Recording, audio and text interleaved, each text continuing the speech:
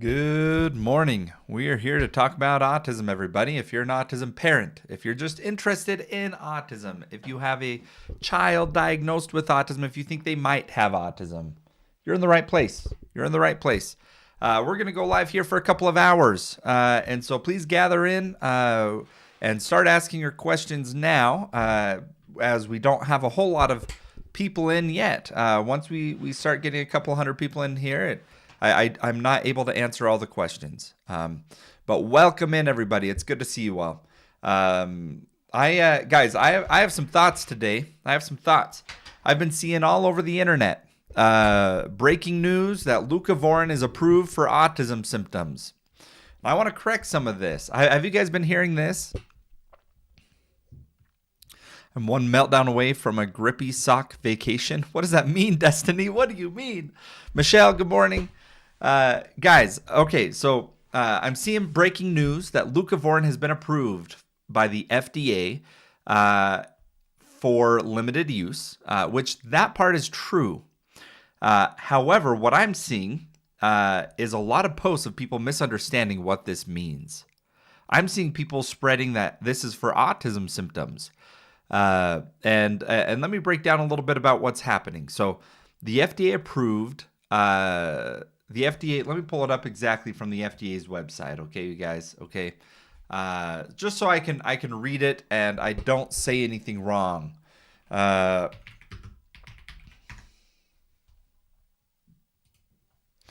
Okay.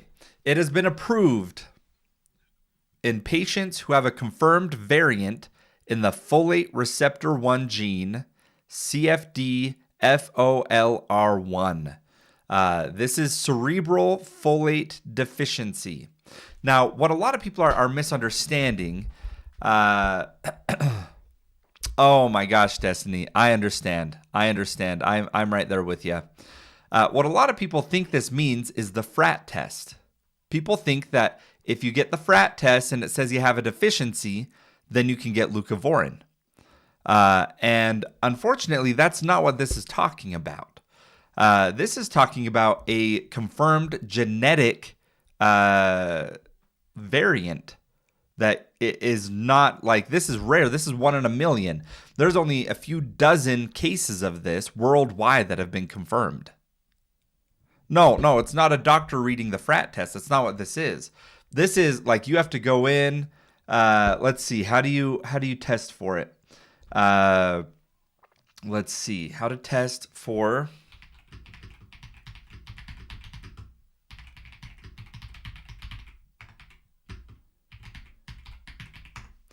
Yeah, this is not just, we're talking about Leucovorin being approved for autism.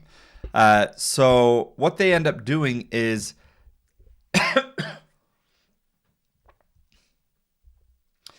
so they have to test folate levels inside the brain, not in the blood. They have to do a lumbar puncture, a spinal tap, to test for this. This is not talking about the 20% of kids with autism who have a folate deficiency under the FRAT test. That's not what got approved. Yeah, you're talking about the FRAT test, Samantha. You guys did the FRAT test, and that's a blood draw. This is separate. This is not the FRAT test indicating a deficiency. This is seeing a gene mutation called the FOLR1, where it's less than 1 in a million people in the world have this. And so you have to have a lumbar puncture. You have to show that you have this gene variation. We're talking a few dozen people in the world that are going to benefit from this FDA approval. Good morning, Lexi. Now, I'm not against Leucovorin. I am so excited. I'm stoked. I am pushing for more research behind this, you guys. I am excited about it. And yeah, we have people, Samantha, we have people prescribing it. And if you do, I think the evidence points to the best way to do it is through the FRAT test. But it's not FDA approved. And what a lot of people are claiming is this FDA approval that just came out the other day is for simply getting the FRAT test done. And that is misinformation. We've got to be cautious about that. Mama Bear, you have the CFD-FOLR1 folate receptor 1 gene. That's crazy. Yeah, it's a rare thing, you guys. All right, you guys, how's everyone doing? We use medication off label. Yeah, Samantha, that's how a lot of people are doing it now. And you know what? Like, my thoughts on Leucovorin is it's okay. You know what? Like, I'm not mad at parents who are trying it. The research is pretty limited right now. We have 5 randomized clinical trials, one of which, the largest and most promising, was retracted a few weeks back because of some data set issues that were not accurate. And so, we have 4 randomized clinical trials with mixed yet positive input. The stories that you hear about, like we started Leucovorin and the next day, next few days, our child started talking, like that's not how it works, at least in the literature that we've seen so far. In the literature, it takes a couple months before start seeing, and then it's small improvements, and it's largely for those with a folate deficiency measured through FRAT. But again, it's not FDA approved for folate deficiency measured through FRAT test. All right, you guys. Yeah, Jesse, the methylated vitamins, again, those don't have any evidence either. No randomized clinical trials showing that they benefit kids with autism. Just be cautious, you guys. There's a lot of supplements out there that target us autism parents. All right, guys, what questions do we got going on today?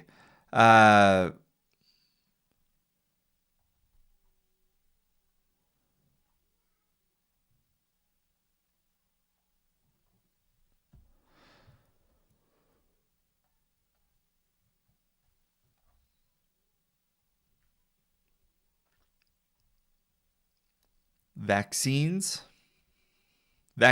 amen. Not sure what you're talking about, Samantha, but good to see you on here. Yeah, what questions do we got today? What's going on with everybody? What do we got going on? We got 2,000 likes. Let's keep these likes going. Telly says, good afternoon. How can I go along with this? He's not eating. He's not sleeping. Oh my gosh, Telly. Oh my gosh. Do you want to come up and talk? I just sent you an invite. I want to hear about you. If not, if you're willing to. Telly, how are you? You hanging in there? I'm not doing all right. Sorry, I'm crying. Yeah. Tell us about it. What's going on? Every day is a battle for me. I'm sorry. Yeah. I'm really glad you guys are all here to listen and hear my comments. Yeah. But What's this on has your mind been right going. now? He's level 3 autistic. How old is he? I've been trying everything with him, and I don't know. It's just getting to me. How old is he? He's 5. I'm from Canada, Ontario. Oh, wonderful. He's diagnosed level 3. You can hear me rocking him. He's on a sensory swing. Yeah. He's not eating and he's not sleeping right now? No, he's not. He's on so many meds, and I just can't, his little brains. I can't imagine how his brains are, with all these medications I wrote on you to read. Yeah, it's just so much. I give all parents the strength to go through each day with their child. This is not a game. This is serious. And I'm all alone here. I have no support, nothing. All I got is pediatrics helping me, and I have to travel like 4 hours to get there. And yeah, this is not a good ball game. So thank you all for listening here. Hold on, this Telly. Is my first time. I want to talk to you. I appreciate you coming up here and being vulnerable, because a my lot of us. first time going on live. Oh my goodness! I'm glad that we could be here for your first time, and I want you to know that a lot of people are feeling how you're feeling, and you're not alone. And it's a lot. I have breakdowns. a lot. And I think when you say your kid's not sleeping, what you failed to mention is when your kid doesn't sleep, you're not sleeping. No, it's been almost 2 weeks now, and I don't know. The clonodine's not working, and there's so much meds he's getting, and you could tell he gets frustrated too. And yesterday, I think he had a little seizure. That was very scary. Like, he looked very lost, and he was staring at one place, and all of a sudden he just buckled out his legs. Like, that was awful. So now I have to take him back to the pediatrics Oh my on the goodness. 20th. So to find out what's happening on that part. Holy cow. Yeah, there's a lot going on in my plate, my house. I have two of them. I didn't mention my other one. I have another one that's 8 years old. That's spectrum, but it's not very high. It's like a low side for my other one. So two of them I have that are autistic. So pretty much I have my hands full. Yeah. Yeah, Telly, I am so sorry. I am so sorry. And I want you to remember that these hard times come in seasons, and you're in a really, really rough season right now. Yes, I know. And there will be seasons of peace and seasons where Thank you are you. getting more sleep than you need. There's going to be Yes, seasons where there's support for you and your child. yes, I And can't even sleep at all. tell me about your Knowing village. Who's around you? Who do you have that is supporting you? I'm That all alone. I'm all alone. I'm in a small community, maybe about 800 people living around here, and there's quite a few children that are, you can tell their habit too, but they're not really doing anything about it. yeah, Yeah, see, you can hear him. He does not speak. yeah. Yeah, he doesn't Sleep speak at sleep all. is And like a superpower. Like if you don't sleep, you can't do anything. Your anxiety goes no, through the roof. Your I don't burnout. mean this. I don't mean to say this part, but sometimes I feel like smashing my head through the wall. It's how frustrating I get. But I keep looking at him, and I know I can get through this. It's just gotta take day by day. That's all.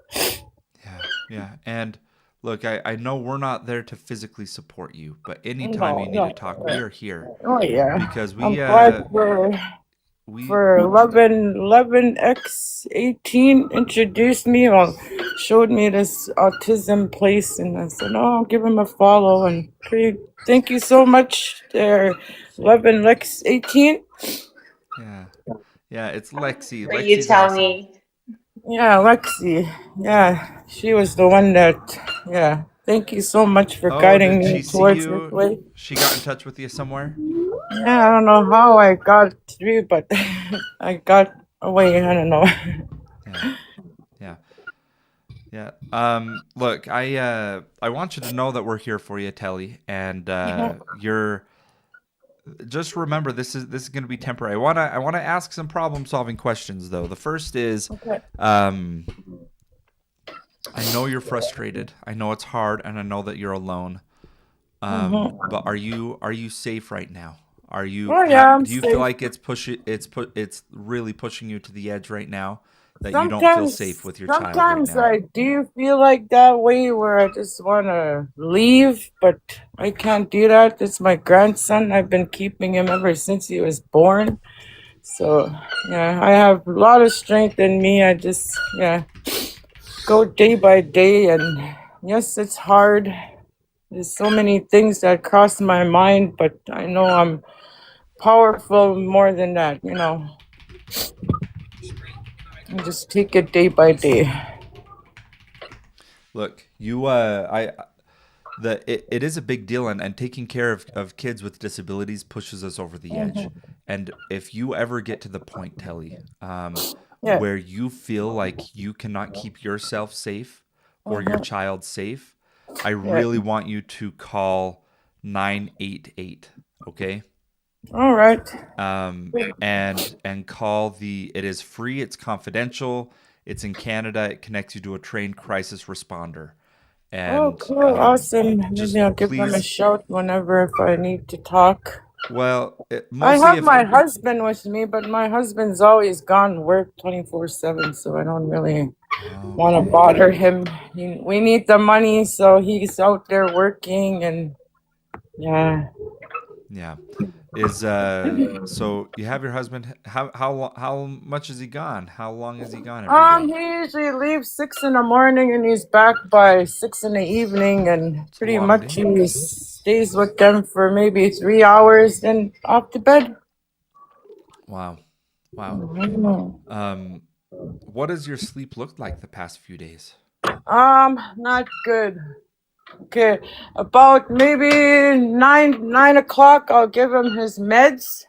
He'll get up around 2 and he'll stay up all night, all day. It's like a cycle, what I'm going through right now. Does he sleep during the day? Is he napping? No, no, no, no, no. So I he's getting try about 5 everything. See, I'm hours. trying to rock him to sleep right now with his sensory swing. He's like he's fighting to stay up. I don't know what's wrong with him. Yeah. Nothing's bothering him. Like he has all his stuff, his tablet, keeps him busy. I don't know what's bothering him. This has been going on for the past 3 weeks now. Oh my gosh. I haven't been sleeping right either, so So yeah. when he's up at 2, are you up there with him, or are you able to sleep at all Yes, while he's... yes. I try to sleep, but he comes to bother me, like he'll want my attention, so I have to sit up with him. Yeah. Yeah, so I've been up since yesterday. Not even maybe 2 hours sleep I'll get. That's it. Okay. I have one piece. I mean, there's a lot that I can say to you, Telly, but there is one I know. practical piece of advice that I want to give you because my wife and I have been through something similar with our kids. And something that we did is we said, okay, between me and my spouse, we have from 8 p.m. Until 6 a.m. That is 10 hours. What we're going to do is say that both of us get 5 hours of uninterrupted sleep. That one person gets to go from 8 p.m. until 1 a.m. And then the other person goes from 1 a.m. to 6 a.m. And it is a guaranteed that you get those 5 hours in a row, straight, uninterrupted. And then if you can get a couple more hours of sleep while you're on shift, then that can be good. But splitting the night like that can really take part of the load off of you. Share Yes, it with it your is. husband and make it so Yes. that you guys can share some of this sleep deprivation because it is ridiculously challenging to be expected to take care of a child with disabilities on like 4 hours of sleep. I got one question. Yeah.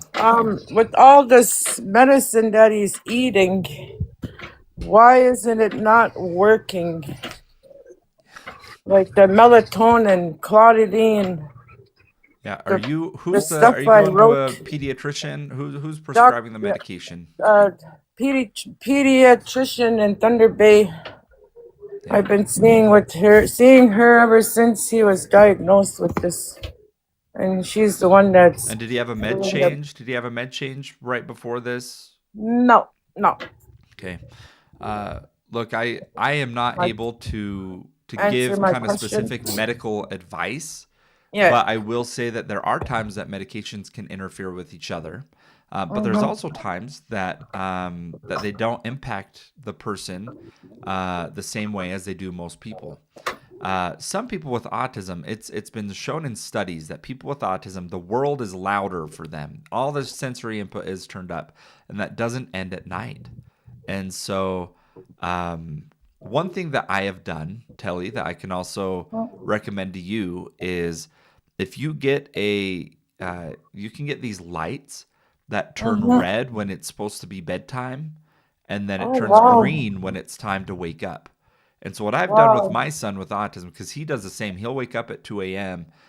But what he does is he looks over at his clock to see if Yeah. it's still red, and then he goes back into bed. And Maybe I so should try that, eh? and it takes a lot of practice, a lot of training of and sometimes like I've checked and he didn't disrupt us, but he was laying in bed awake for 4 hours. And so it Yeah. doesn't necessarily make him sleep more if his body doesn't need the sleep, but it can at least make it so that he doesn't need you, and you can get the sleep that you need. And so, I even bought that vibrator bed mattress yeah, where it goes for only an hour, and then I have to get up and restart it again. And yeah, I'm trying so many stuff here for him, and here's the thing: is your baby has unique needs, and you should not be the one who has to have all the knowledge and expertise to figure this out. And I yes. want to ask you what you have a pediatrician. Do you have any other people on your care team? Do you have an occupational George therapist? Jeffrey is that works with me, but I never went back because it's like a 4-hour drive and the kids get emotional sickness. So I'm waiting for them to come to me and visit us here where they can see Yeah, what they do. In Canada, you should be able to get access to occupational therapy and speech therapy, right? Yes, yes, Okay, yes, so yeah, yes. I recommend I'm on a getting waiting list for that. perfect. Okay, right Yes. now it looks like it's your pediatrician though, which means Yeah. when is your appointment to go talk to your On the pediatrician? 20th. Perfect. All right. It's You're like I doing go everything that back you can, almost. and all that you can do right now is make sure that you're getting enough sleep. And part of that, I'll say, share the load with your husband, because some men say that work is more important, and so they need their sleep. But I tell you Yeah. what, taking care of little babies when you don't have sleep puts you and the child in danger. And so Thank you so much. it is equally important that he sleeps and that you sleep. And so we need to split the load there. After that, what I need you to do is in the community, I would reach out for help. Are you on Facebook? No, I don't have Facebook. I got hacked a long time ago. So if any of you guys trying to Google my name, don't talk to it. It's not me. I Well, only have get a new TikTok. Facebook. You can get a new Facebook and join some groups in your local area because even though you're in a small town, there are good people, especially in Canada. Yeah. Canada, you guys got the nicest people in the world. Oh yeah, And beautiful here too. yeah. I mean, I would recommend that you reach out and explain the situation. That guys, I just need someone to come and sit with my son. He's nice. He's not going to hurt you, but I need to go sleep for 2 hours because I've been up for 24 hours. Is there someone that can come and help me? And like that is an acceptable thing to do, to reach out to neighbors for help. And so I recommend that, of slowly building up your village like that. And you're doing the right thing. And keep coming back and reporting to us, Telly. We're here for you. We're here for you. Thank you so much, and thanks for listening to me. And have a nice day. Thanks, Telly. Hang in there. Hang in there. Thank you. Tilly. Thank you, guys. Thank you.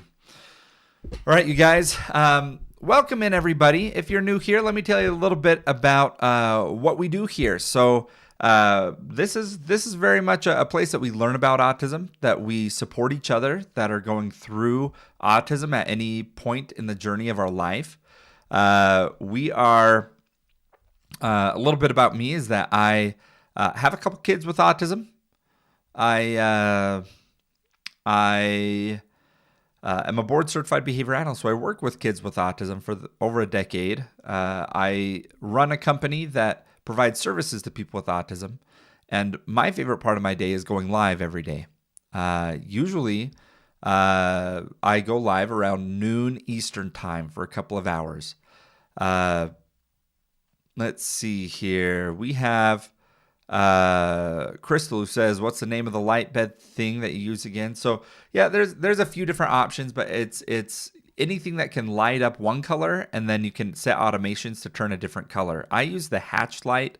I have it linked to my Amazon link in my bio, just if people want to see it. But let's see. Oh my goodness. Yeah, what was Trowie saying?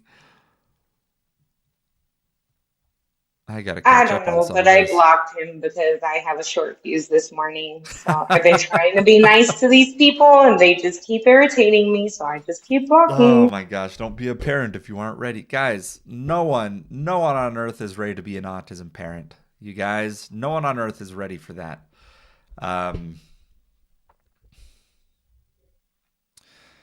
All right, everybody. Let's see. We are just barely getting started today. It would mean a lot to me if we keep these comments going and we can get this pushed out to more people. Let me just kind of see what kind of group we got in here today. Put 1 in the chat if you're an autism parent, 2 in the chat if you have autism, and 3 if you're not connected to autism, or if you're like a professional, or if you're just here to learn. So 1, 2, and 3. Let's find out where we're at. Let's find out where we're at while I go on and and get some other things set up so I can be reading the comments over on my other platform. Oh yeah, we got ones, we got twos, we got threes, we got some of everybody. Okay, so I go live every day, you guys. If you are new here, make sure that you're following. If you hit the follow button right there, you can actually follow me without leaving the screen. But we have impactful conversations with people. We really do. And a lot of people weren't in here when I shared some of this news about leucovorin. And so I wanna start a little bit today before we go on to the next conversation to talk about some changes the FDA made to leucovorin this week. I think it was yesterday that they announced this. At least that's when I saw it yesterday. And let me give a little bit of a breakdown of what we saw. So leucovorin was a medication that last September in that press conference that Donald Trump made with RFK Jr., they spoke about Tylenol causing autism, which further studies haven't showed that same correlation. And then they've also talked about leucovorin as a potential treatment for autism. Now, to give you context, there is some evidence to show that leucovorin can benefit people with autism. I am excited about the prospect. Unfortunately, it is not ready yet. It is not. There's only 5 randomized clinical trials, mixed results, and most of the people that have benefited had a folate deficiency, which has been documented through a FRAT test. So, hey Lexi, I see you over on the YouTube. I'll bring you up, Lexi. Don't worry, I'll bring you up, Lexi. Let me get through this leucovorin stuff, and then I'll bring you up next. Thank you for being on here. Excited to talk to you. And so it's kind of interesting because I'm seeing a lot of people so excited saying they did it. FDA approved it for autism symptoms. It's not for autism. They're being careful. They're not saying it's for autism. It's the folate deficiency. So go get your FRAT test. But they're not looking at the FRAT test to determine if you are approved for leucovorin. What they're looking at is a very small subset of people. They're saying it's about 1 in a million that when they do a what is it called? Lumbar puncture, and they can determine if you have a gene mutation. Let's see. It is what is a gene mutation? FOLR1 cerebral folate deficiency. This is not the same as the FRAA related folate issues. And so the FRAT test and this cerebral folate deficiency that FDA approved it for are 2 different things. And so don't go out buying the FRAT test thinking that now leucovorin is a good thing for you. We don't know. It's still something that we are investigating and learning about. And I'm optimistic. I'm hoping that we see some amazing results, but the studies aren't there yet.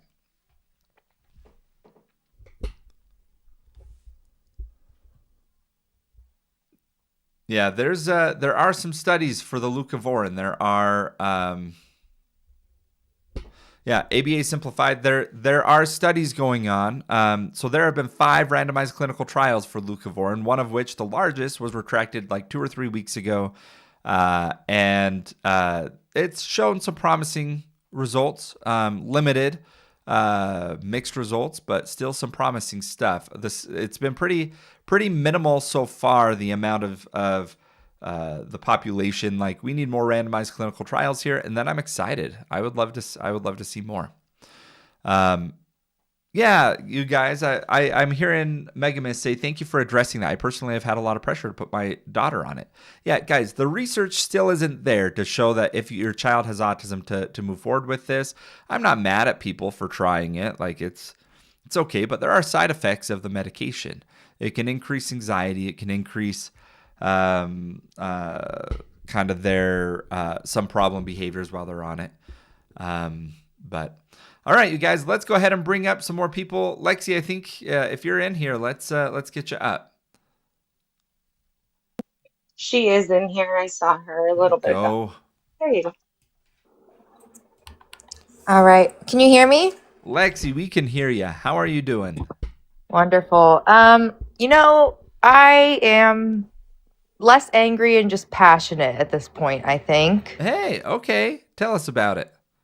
My son, his public school he's going to, promised me in the beginning of the year all these things. We had the IEP meeting, we've got all of that stuff situated.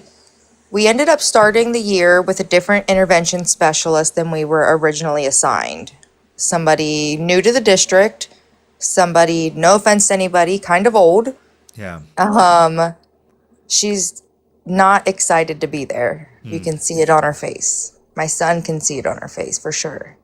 At this point, excuse me, at this point, he's mostly using an AAC device. And How old is he?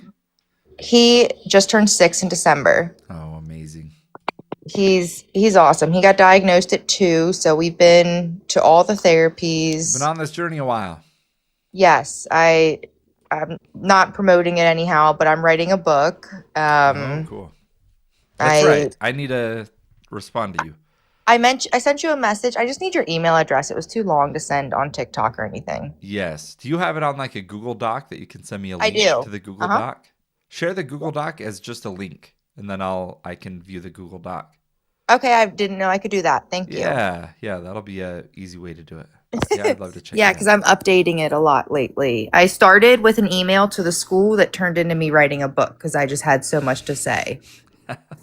Anywho, he's using an AAC device very well at home and at speech that we take him to outside of the school. He makes full sentences.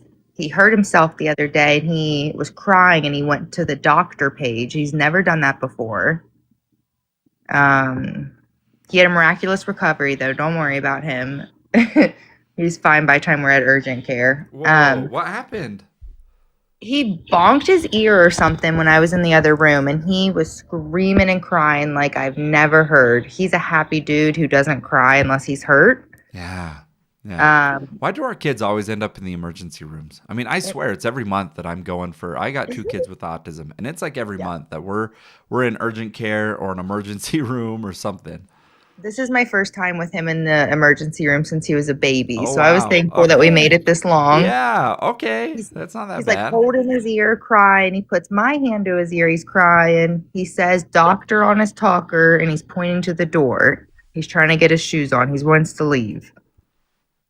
He cries the whole way there. They test him for stuff. They look in there, and they can't find anything wrong with him, and he's done crying all of a sudden. He's just over it. Wow.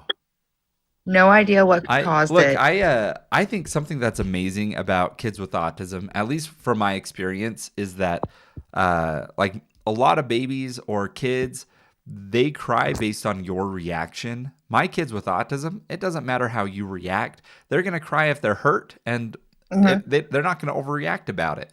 Like if that's how mine is. Mine's usually pretty tough. Yeah. It's not like it's not like I don't know. My other kids, nothing can happen, and then I'm like, "Oh, I'm so sorry," and then they're like, "Oh, yeah." Yeah, And, I know exactly our kids what you don't do mean. To get to my problem with the IEP at the moment, I've jabbled on about other stuff first, I guess. In his IEP, it says he is supposed to have, I'm not looking at it, it's like unrestricted access to the device. In my brain, that means physical access as well as the volume not being on 0. Oh yeah. I mean, it's his voice. Would you put tape over your child's mouth who does speak? No. That's dramatic, but no.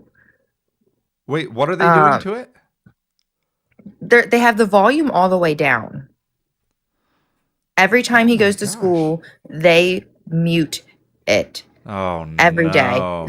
They claim that they're only turning it down a very tiny bit, and it's only during like times when you would tell the speaking children to be quiet for a little bit. They but turn it down just a little. You can tell kids to be quiet, but you can't, like you said, you can't go put tape over their mouths. And Yes, so it's like so dramatic, but no, it's not dramatic. This is the exact same thing. They are, yeah, like you can tell them the volume needs to be up, but they can tell your son, hey, we have to be quiet right now. If he's pushing buttons, okay, we're being quiet right now. They have to address it the same way. They can't, out of simplicity, just turn the or they volume take it down. away Oh in my those moments gosh. all entirely. He recently has been coming home with it at 100%, just like it was dropped off that morning. Yeah. If he used it even once or twice that day, the percent would be down. Oh, the battery life. I thought you meant volume at Yes. 100. No.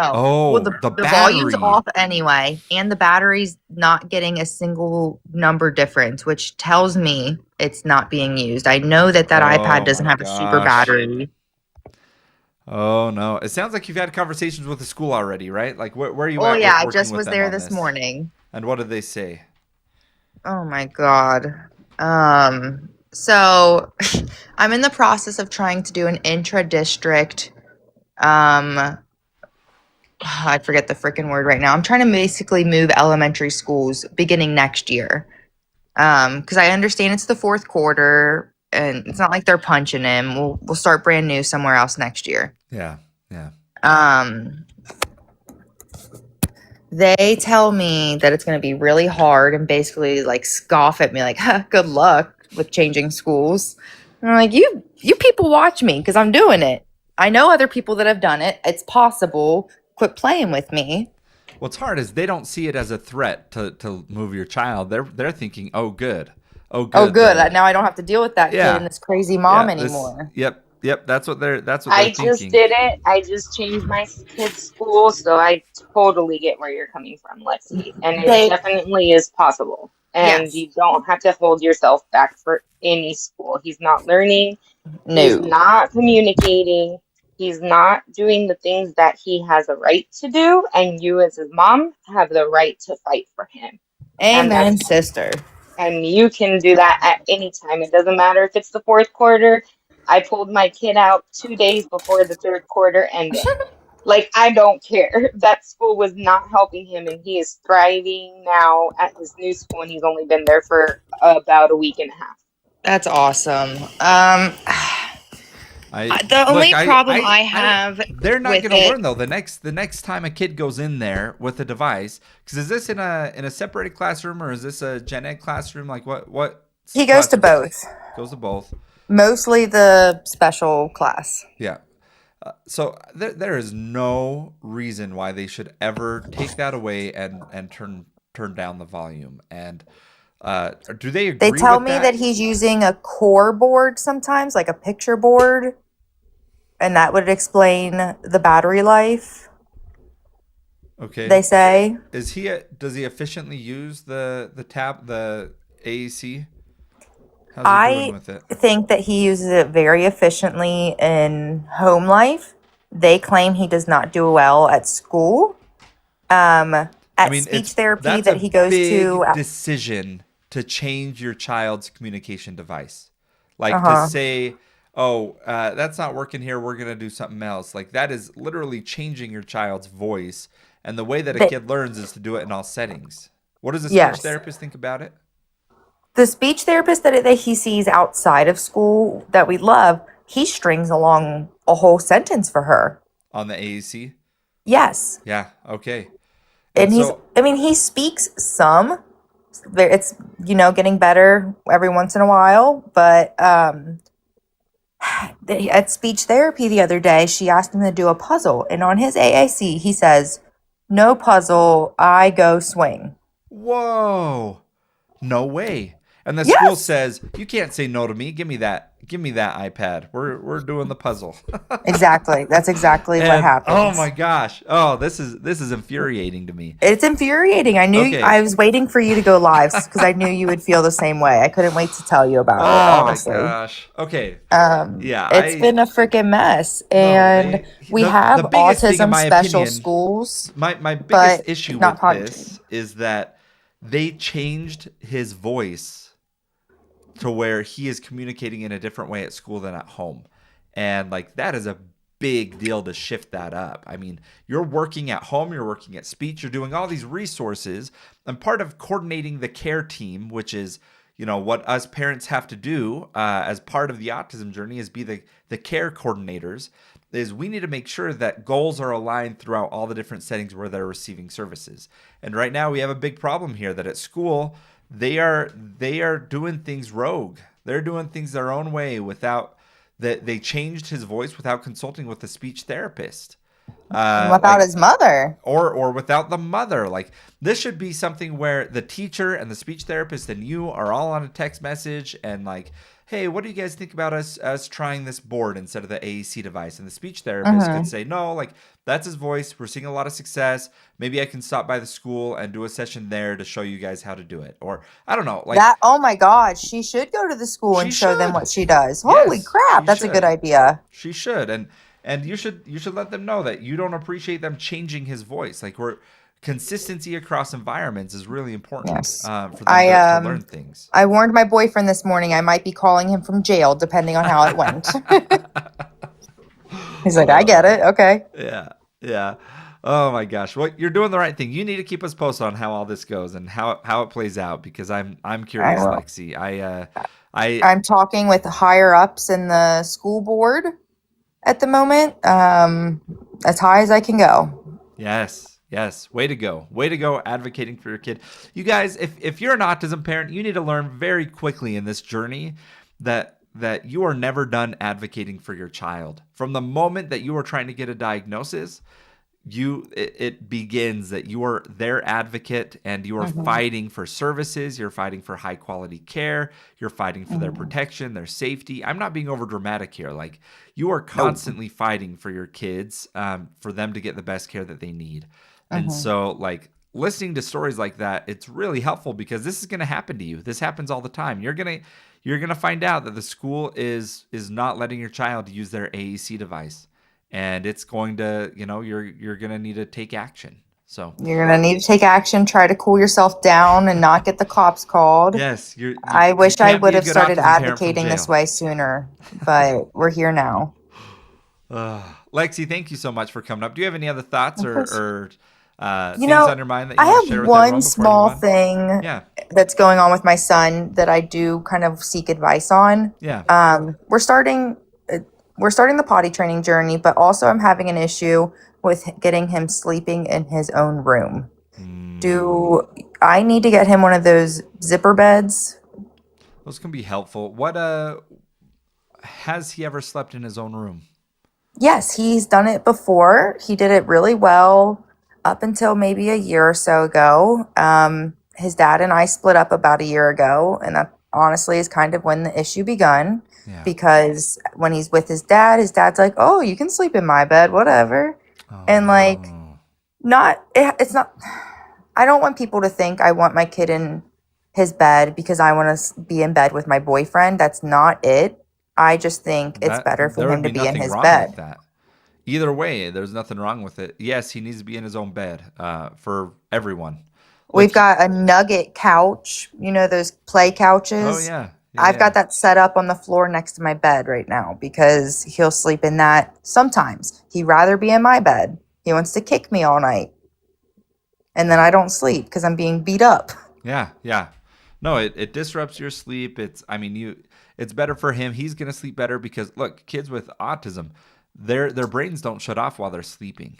And there's studies that show this, that they continue to engage in their environment. Their environment is still loud in their brain while they're asleep, and they can have a harder time entering deep sleep. And so being in a room with you, not only is he disrupting your sleep, but you're disrupting his sleep.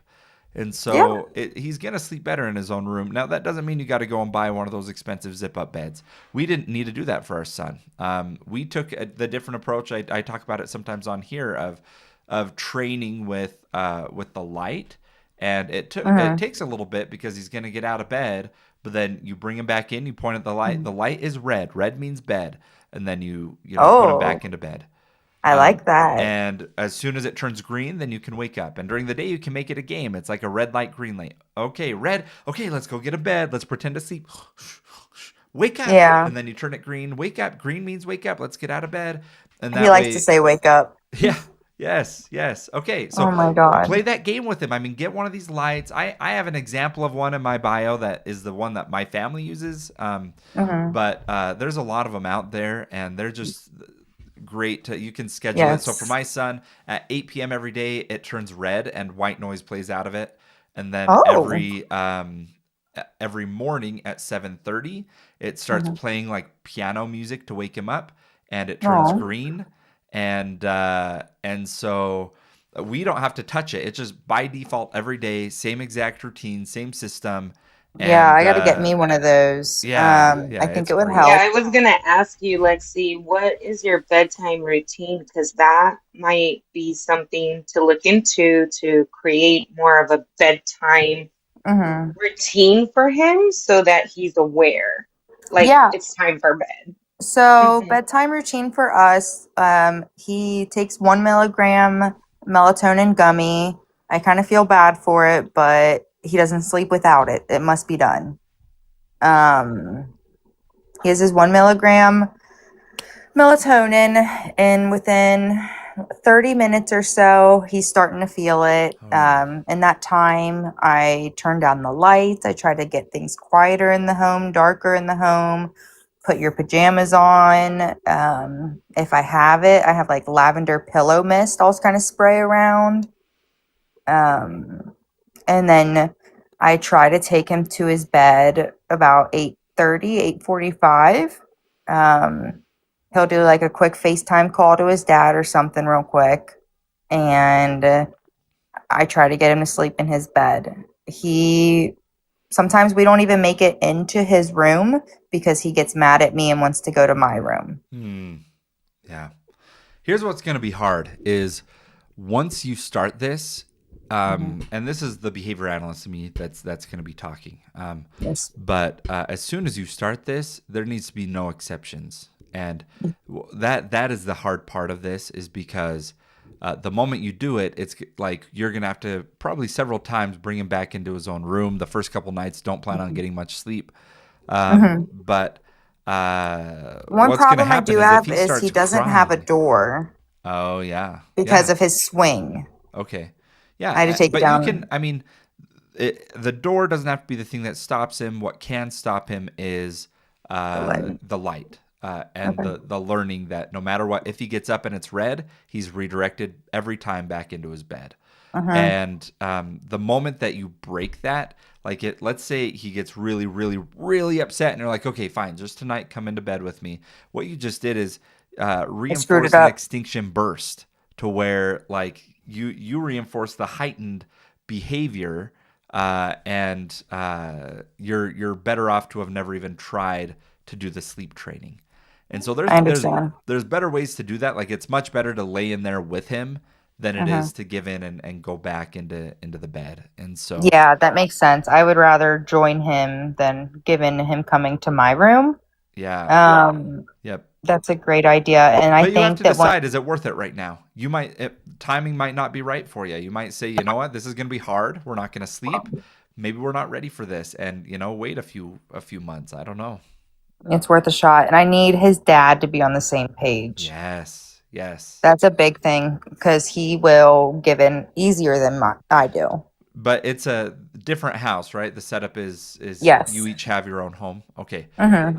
I've heard of a thing that some people do. I don't know how popular it's getting, but I've heard more and more people do that. That it's like a one home for the kids, and then the parents rotate in and out who are there. So anyway, I've heard of this and I considered it. It's not for our family. Yeah. So It just isn't. yeah, we the cool thing though is that kids are smart. Kids with autism are smart, and they can learn patterns, and they can learn that your house and that light. If you are doing it at your house, he can learn to do that at your house, and even if at his father's home, he doesn't do this. I mean, you can give him the option, but it's not going to mess things up for your house. They can differentiate that at home when we have the light. This is the rules, and then at dad's house, there's different rules. You can do that. Going through this autism journey while I'm going through like my own health issues is so much. There's days where I'm like, I don't know, I might pass out. Somebody needs to come over. It's not I going well. Yes. I've had those moments. It's not going well. I keep getting really low blood pressure after I've been used to high blood pressure for years from thyroid issues. And I'm just like, oh my God, make it stop. Yeah, I mean, having your own health issues and then having children have health issues and then add autism on top of that. I mean, no one's meant to go through that. And it sounds like I'm grateful that you're such a big advocate for your son. You're doing great, Lexi, and please keep us posted on that school thing for sure. I'm going to go ahead and move on, but thank you so much I for coming up. appreciate you. Thank you for talking. Yeah, of course. And Lexi, by the way, I've seen you enough on here that when we bring friends up at the end of these, you're always welcome to request up. You're a good parent, a good advocate, and fun. I'm glad that you're here. So please come back up sometimes. All right, you guys, let's jump back into things. I'm going to be answering some questions in the chat. Please be putting them in. What's the best way to motivate yourself to do chores or other tasks? I always get stuck in limbo. Zam, that's a good question. And I'm wondering, do you have autism? Are you diagnosed with autism? It's hard to motivate yourself. A lot of times you're not motivated to do the chore. It has more to do with like discipline of doing it despite motivation being there. And so there's a lot of strategies that you can do, but it's a lot to feel stuck that you can't get everything done. What level of autism are you mostly referring to? Said we are discussing all levels of autism. Are you an autism parent? Telly, I'm a clean freak, can't stand messy or dirty. You guys, my house is so difficult to keep clean. My two youngest both have autism, and they destroy everything. I mean, literally, I go up, the house is perfectly clean. I go downstairs for 20 minutes. I go upstairs and, they've gotten into our kitchen cabinets and thrown everything everywhere all over the kitchen. I mean, their favorite activity is making messes, not necessarily playing with the toys, but throwing everything everywhere and putting things inside of other containers where they don't belong. And I mean, I've given up, you guys. I've given up. We don't really clean throughout the day very well. We kind of, at the end of the day, we all have kind of our different chores that we do so that it can restart the next day. But it is a lot, you guys. It is a lot. And I'm hoping that it can slow down here a little bit as they learn. The love of children, but I can't stand messy. Yeah. Oh, Deanna says, I'm out of the house from 11 a.m. to 6 p.m. taking my oldest and youngest to ABA. I have no time to clean. Al says, my son, 9, I can't stop him eating. I start hiding food. Any thoughts? Okay. He's eating too much, Aus? What is he eating enough food? And I mean, does he have full access to foods that are kind of healthy and that he can have? I need a little bit more info here. Why do some doctors recommend spacing out vaccines with aluminum?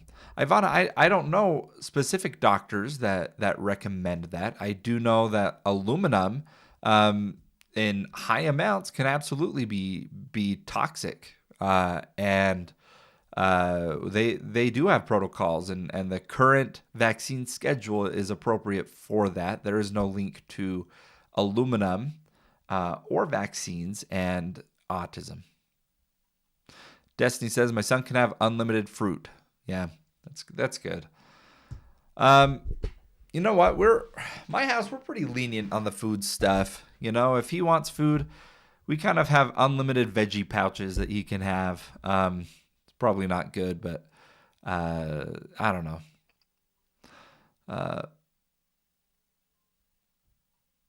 It could be emotional eating if he is not getting emotional support. Yeah, we would definitely need some info. The first question is it a problem? Because eating is not necessarily a problem behavior. Kids need to eat. And toddlers, they go through times, I don't know. My son's funny. There's times where he will eat like 4 or 5 pieces of pizza, and he's 3.5 years old. Then there's other time that, it's food he likes and he has one bite and he's just done. And so toddlers are really good at knowing when they need to eat. And a lot of times just listening to them and helping them eat is an okay thing.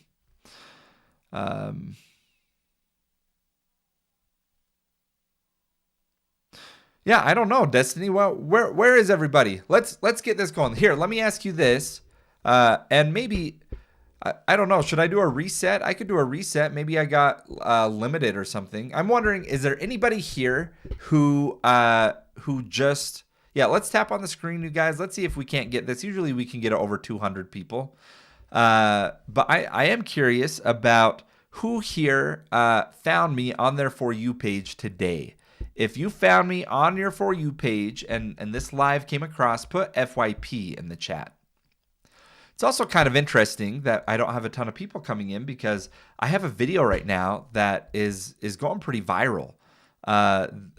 Atypical Play, I see you. Kristen Ellis, I see you. For You page. You found me, Tigress Scrolling Lives. Whoa, thank you for coming in. Noura, thank you for being here. Welcome to the family. This is a village, you guys, where we talk about autism. If you're an autism parent, if you have interest in autism, this is you're in the right spot. Eli, Shariah, thank you guys for being here. Make sure that you hit the follow button there so that you can do you can find me go live every day. Destiny, the video that's going viral right now is the one of my son saying pizza. It was from like 3 weeks ago, where it's just him going up to the table and he's like, "Oh no, pizza, yeah!" And it was like my autistic son doesn't know many words, but what he does know is pizza, and so it's so funny. And I woke up and like every few minutes it has like 1,000 likes or something. And so I think it had like 100,000 views yesterday total. And I think today it's already almost at 200,000 last time I checked. And so, yeah. Destiny, you think he looks like me? Those of you that have seen my son, do you really think he looks like me? I don't know. I think he looks more like Brooklyn. Yeah, his curls are crazy, you guys. He's my clone. All right. I'll take it. He is a cutie. He has the curliest red hair. I love the kid. For sure. Yeah. I always want to cut his hair, but Brooklyn is like, no, do not touch his hair. No. I have been banned. I'm going to side with Brooklyn on this. Do not cut his hair. Those curls are way too cute. Oh, yeah, that's funny. I guess people agree. All right, Brooklyn, people agree with you. Okay, Adi says, I'm about to take my son to a follow-up appointment with our autism center. This space helps keep me sane. I love it. Okay, what do they do at the autism center, Adi? Are they doing ABA? Are they doing speech? What therapies do they do? Brooklyn says C. Okay. Yeah, I see, Brooklyn. I see. But also, it's pretty long and crazy. He can't fight us all. Oh my gosh. Oh, that's hilarious. Oh, Melissa says, I just posted a video of my 3-year-old counting the numbers on hopscotch. Oh my gosh. Melissa, that's amazing. I want to check it out. I'll go check that out for sure. This is a follow-up on medication. He does do ABA full-time as well. Adi, that's great. All right, you guys. Yeah, I think there have been times where it slipped out, but we've tried not to say their names and drawn the line there, but I don't know how important that is. Yeah, I don't know. I'll message you his name, Destiny. I'll message you his name. I don't mind you guys know him, but I don't know. We've had a hard time setting boundaries. You know, a lot of people are like, never post any photos of your children ever online, and we've kind of, with our one son, have posted a lot. We have drawn the line. My wife doesn't want us to have Oh yeah, Kylan's son. That's right. My wife has been pretty adamant about not putting our daughter on there. She's always wearing like a dress and a skirt, and she is such a cutie. She looks just like her brother, and I mean she is adorable. But we try not to post any videos of her on here. So, I don't know. Some people will say I'm putting him out there too much, but we're just a little cautious, I guess. I don't know. How can I get my daughter to transition from car to school easier? Oh, Tigress, I have an idea. Tigress, how old is your daughter? Guys, I have an idea of how to help your kid in transitions. There's a lot that you can do. There's a lot. 13. Okay. And this doesn't necessarily work for everyone, but I want to give you a little trick that behavior analysts use that has been documented in research studies to be shown to help people motivate them to do things that they don't like. If it's like a quick little task, like go and leave your seat and go into the school, here's a little trick. This can help with getting your kid to brush their teeth, to go into bed, to do something that they don't usually want to do.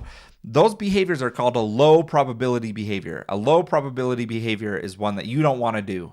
And so we have a high P, low P request sequence. And what that looks like is you're going to want to do 3 things really quick that they enjoy doing. So what you're going to do is I'd go around if your kid is in the seat, I'd go around and I'd say, okay, you know what we're going to do? Give me high five. Psh, very cool. Good job. Good high five. All right. Can you jump up and down? Jump. Wow. That is so good. Okay. Can you clap your hands? Wow. That's so cool. Okay. Can you unbuckle your seatbelt? Whoa, you did such a good job. Okay, now let's run into the school. And you kind of build up their momentum. This is called behavioral momentum. And you have them do things that they kind of enjoy doing. And then you sneak in there the thing that they don't want to do. And you see, like, this is evidence-based that there's an increase in the likelihood that they complete the task they don't want to do if they're first presented with 3 to 5 things that they do enjoy doing. But it has to be kind of quick, like in a momentum, get them up and moving, getting going with it, you know? All right, you guys. Yeah, try it with your kids. It's you're gonna come back and someone's gonna say it didn't work, and yeah, of course, it's not gonna work every time, but give it a try with something with your kids. It works really well to just like get them in the playing a game mode, and then it turns in the unpleasant task into like something that's motivating for them.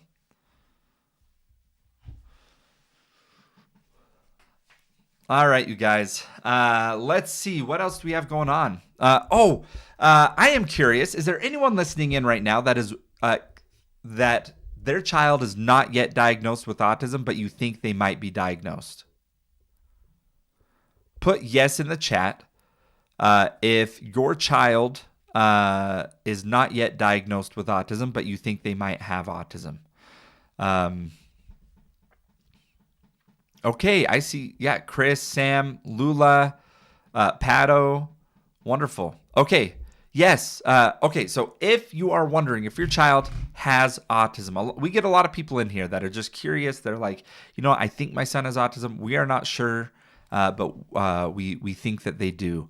I want to break down a little bit about what your next steps are, okay? If you think your child might have autism, the very first thing that you need to do is do an autism screener. Have you guys already done the MCHAT? MCHAT. If you think your child might have autism, the very first thing I want you to do is to do the MCHAT. It is the most evidence-based screener out there that can accurately predict if your child has autism.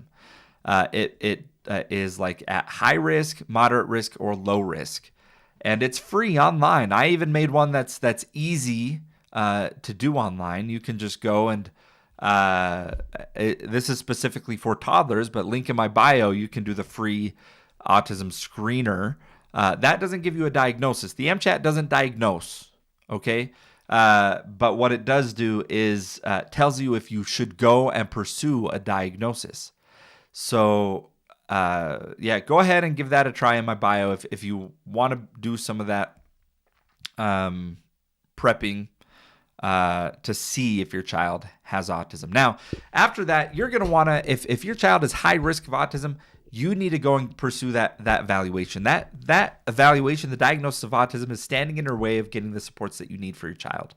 If your child does have autism, giving them the autism label is not about putting a label on them. It's not about ruining their life because now they're going to be known as the autistic kid for the rest of their life.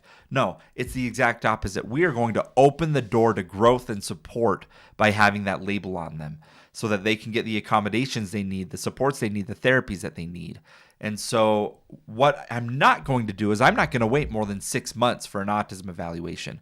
Heck, at this point, I would not wait more than 3 months. I would drive 10 hours away from my home to get a diagnosis before waiting 6 months for an autism evaluation. So you call around, you call autism evaluation clinics all around. It doesn't matter where you go. Find a psychologist. Just Google it with the surrounding cities near you and call around and say, hey, look, I need an evaluation. I'm looking for someone that can get me in right away. What availability do you have? And you call around.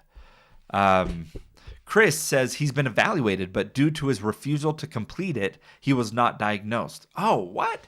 Chris B, what was he refusing to do? Like he just didn't participate at all, so they couldn't get the data? That's rough. Oh my goodness. How about for the parents? I think I have autism too.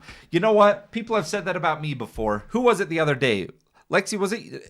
I think it was Destiny who called me out. I shared on this live that I prefer to only have like the same kind of shirt.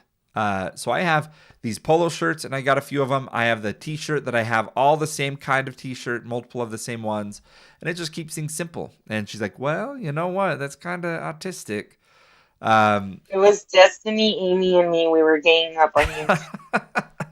And so, yes, okay, that sounds right.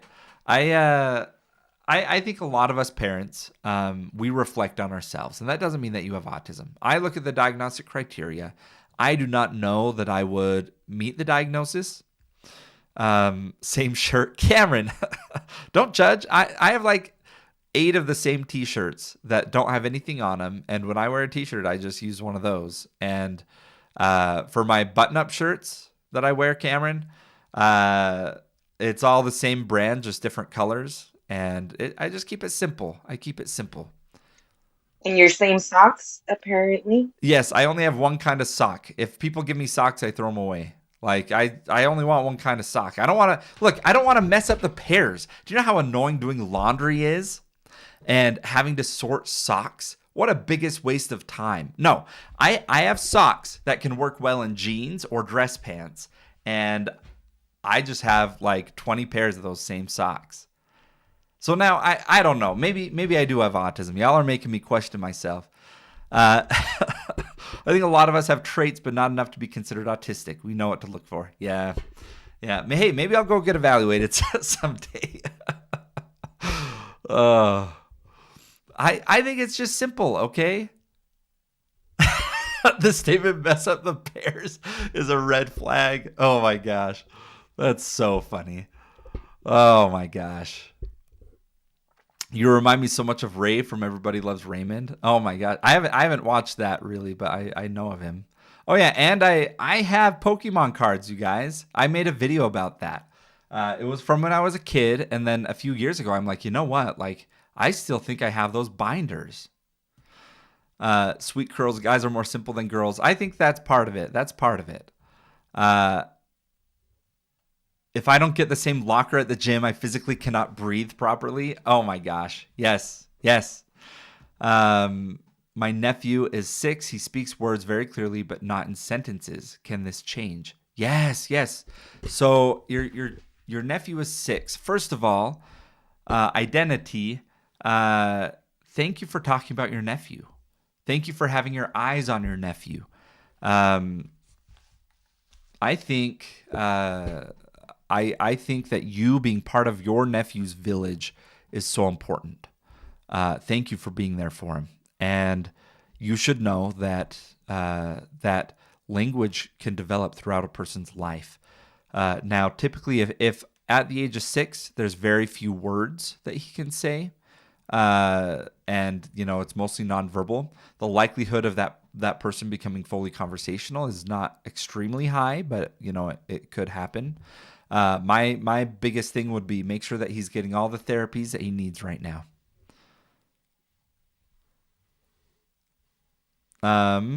Let's see.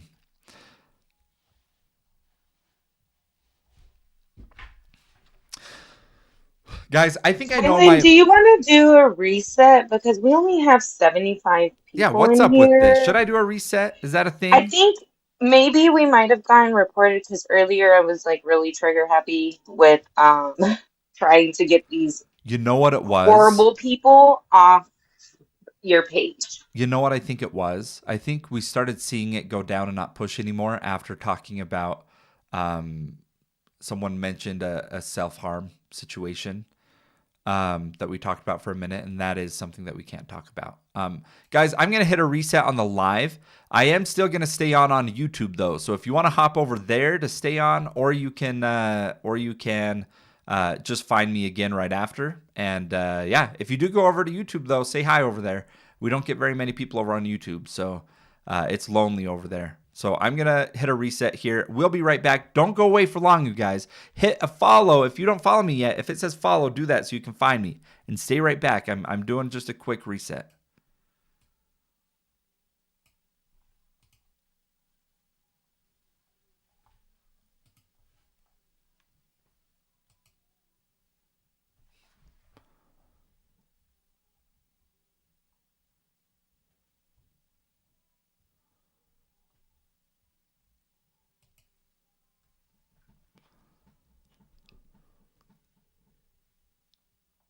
All right, we are back here. Come on in, come back in, everybody. We are talking about autism. Let's see if anyone came over onto YouTube. I'm checking the YouTube chats.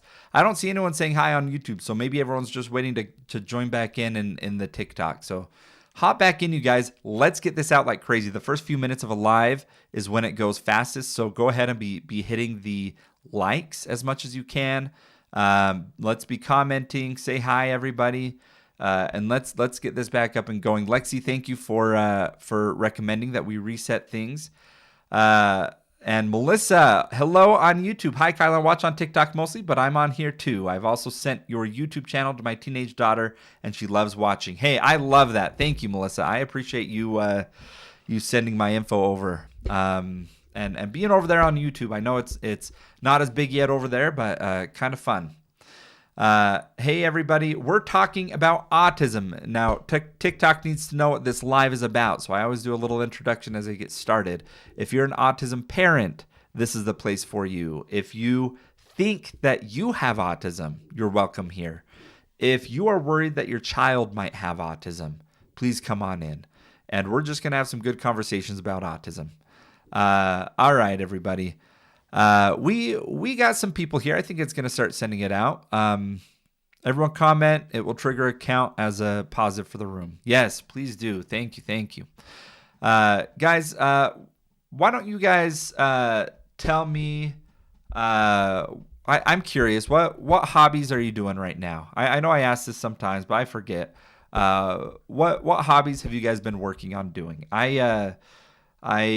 I need to do golf more. I don't golf nearly enough. Hobbies for parents of kids with autism. We got to have our hobbies, you guys. Cameron, I know you golf. Guys, this is rude. I need to tell you all so that you can publicly tell Cameron that this was rude. So Cameron is a friend of mine. He works with me. And we've been golfing together. And on Sunday, he went golfing with someone else and didn't even invite me. What do you guys think about that? How rude is that? Hey, Amy, good to see you. We just hit a reset on this live. See, look, Cameron, look at all these comments. I absolutely should have been invited. I was going to tell you guys, I think I know. I don't think that I could be diagnosed with autism. I don't think I meet all the criteria, but there are some things,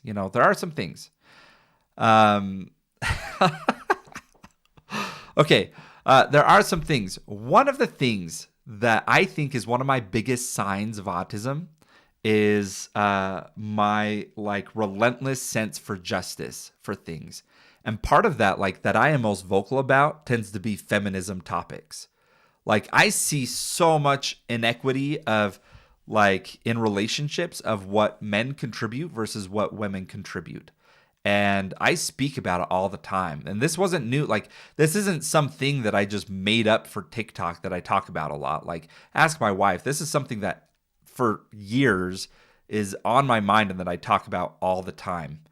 And that can be like that sense of justice is like, I don't know. It can be a sign of autism. So, all right, you guys.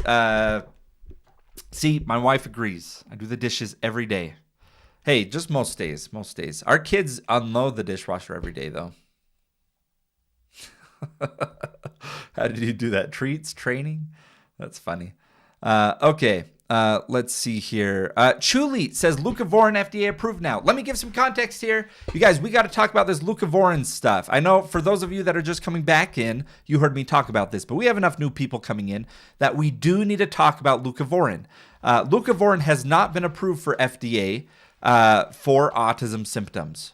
That is something that we need to be really cautious how we talk about. So Leucovorin has been approved by the FDA only for the I'm not going to remember what it's called. Not for the frat test. So the frat test is what a lot of people do to see if their child is deficient in cerebral folate. However, it is not the gene mutation that they're testing for. And so you can't just get the frat test and then your Leucovorin is FDA approved. What is happening now is this rare genetic condition that's about 1 in a million, so about 300 people max in the United States will benefit from this because genetic testing is required. It is the FOLR1 related cerebral folate deficiency. So not just any cerebral folate deficiency, it has to be the FOLR1 related. That's a gene mutation. And so just so you guys are aware. Okay.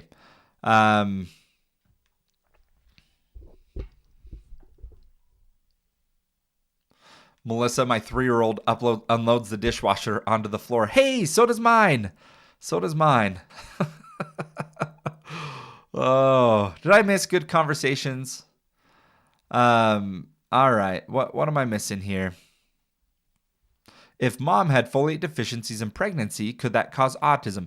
I don't know of any data supporting that. I don't know. I'm okay to say I don't know. I'll look into that, though.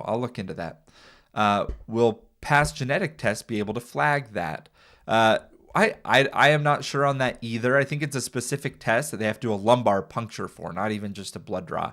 Has to be directly from the brain fluid or something that they're getting.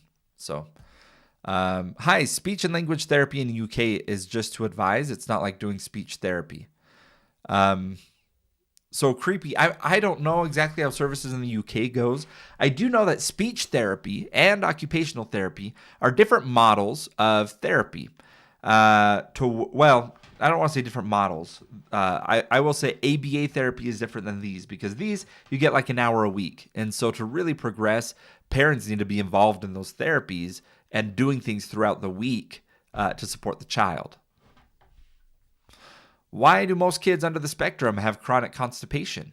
So constipation is one of the leading things causing any child to go into the doctor. It is extremely common. But you're right, kids with autism quite often have more GI issues. Some people theorize that is just due to what they eat. That with being pickier eaters, they may not be consuming as much fiber or other things that nutritious foods that could promote healthy digestion. And what we don't know, what this means. A lot of people hear, they have digestive problems. That means that the gut is causing autism because the gut and brain interacts. And that is a leap. That theory is a leap and is kind of considered fringe theory in the autism community. But we do know that like there are gut issues, and you want to address the gut issues by talking to your pediatrician or a GI specialist and address the GI issues that way, not with detox or supplements that you get online. Yeah, Minilik says mine eats fiber with no problem, but still constipated, and I think a lot of it is fiber to sugar ratio, right? I mean, there's a lot that goes into the nutrition stuff. So if they're eating like raw fruits and vegetables, maybe that's enough. But like my kids eat a lot of those food pouches, and those have a lot of sugar and they have a lot of fiber. And from my understanding of how that works, it kind of doesn't always mean that their digestive will be that amazing, their digestive system. My daughter eats anything and everything we put in front of her, and she's still constipated. Yeah, Tiffany. We have one of my kids with autism. She is a great eater. She will eat anything. My son, on the other hand, he does okay, but he's a little bit more rigid. Ruth says, my son used to eat everything, and all of a sudden he turned 3, and he's so picky. Only will eat mac and cheese. Yeah, Ruth. Yes. Once here, that can happen when your child starts learning that they have control over their environment. Suddenly you will see that they voice those opinions more strongly and show their preferences. That you'll see that. Minilik says his doctor's answer was they don't digest food as you and me. So there are documented, what we do know in the research is that people with autism do have a slightly higher chance of digestive problems. Now, what's not established is that the entire like digestive system operates in a different way. That is not established. But we do know that there's a measurable difference between digestive health between people with autism and not on an average basis. Wheat and dairy eliminate? No, don't get on any of these really strict diets with your kids. If you want to do it for your neurotypical kid, don't be doing it for your child with autism. There's a few reasons for that. The first reason is it burns you out as a parent. Okay, it burns you out as a parent. Now, of course, if your child has a medical issue, if your child has celiac disease, yeah, you're not going to be able to do everything. You're not going to be able to do gluten. But it doesn't mean because your child has autism, now they need to do a special diet. That is not best science. That's fringe science, not well established and not shown to address autism symptoms. What about gluten? Has anyone seen major advancement? Yeah, again, that has been researched and not shown that gluten impacts autism. So yeah, that's an old theory there, going back from the 90s. Okay. Shine says, mine is 2 years. She doesn't speak yet. Should I be worried? Eating and digestion is a real problem. Okay, Shine, let me talk to you. Guys, let me know in the chat. Anyone here have a child who they think may have autism? Put yes in the chat. If you have a child who's not yet diagnosed, but you think they might have autism, or you're looking at it, you're wanting to learn for your own child, put yes in the chat. And so what you're going to want to do, if your child is, if you think your child might have autism, the very first thing that you're going to do is take a breath. Okay, everything's going to be okay. Autism is beautiful. Autism is not a life sentence of what their child's life is going to be. But what you're going to want to do, the very first thing is you need to do a pre-screener. Okay. Most pediatricians do this at 18 months and 24 months. And that is it's called the MCHAT, MCHAT. And doctors use this one at 18 months and 24 months checkups. Now, I have that linked in my bio. That is just a really easy, it's 23 questions that you can do, and it puts your child in a low, moderate, or high risk. And it's the MCHAT. It's the most well-accepted pre-screener for autism. Now, if you do the MCHAT and you have a toddler, you do the MCHAT, and you find your child is at high risk, the score indicates high risk, you need to go and schedule with a psychologist to have an evaluation done. If you have moderate risk, that means that you need to have a follow-up appointment with your pediatrician. You should call your pediatrician and say, hey, I'm worried about this. I took an MCHAT. Here was the score. Can I come and talk to you about it? And consult with them if it's moderate risk. If it's low risk, you have nothing to worry about right now. You can keep your eye on it. So, Aaron says, my best friend who has autism keeps saying, I have huge symptoms of autism. Could it be possible? Look, we all like to say, and it's very common. I mean, we just had this conversation where I was saying that I have signs of autism. But autism isn't something that you just get to self-declare. It's not just having quirks. It's not just being weird. It is a disability that impacts your life in a way that, you have heightened sensory needs. You have social or communication deficits, or have had, where you engage in, repetitive behaviors like hand flapping or stimming of some sort that feel good. That you have rigid routine. There's a lot of symptoms of autism, and I just don't want people to think like, oh, I'm weird, or I have this one trait. I did something that some autistic people do. That doesn't mean that you have autism. Following from Istanbul, awesome, S. Thank you for being here. Oh, Destiny. Destiny can truly do, with one question, she can determine if you have autism, you guys. Destiny has figured this out and has diagnosed me with autism. So the question is, do you play with Pokemon cards? And you know what? I would answer no. I do not play with them. I collect them, Destiny.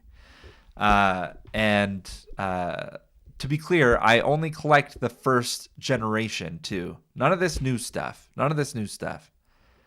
Stuff from the 90s. That's all I'll do.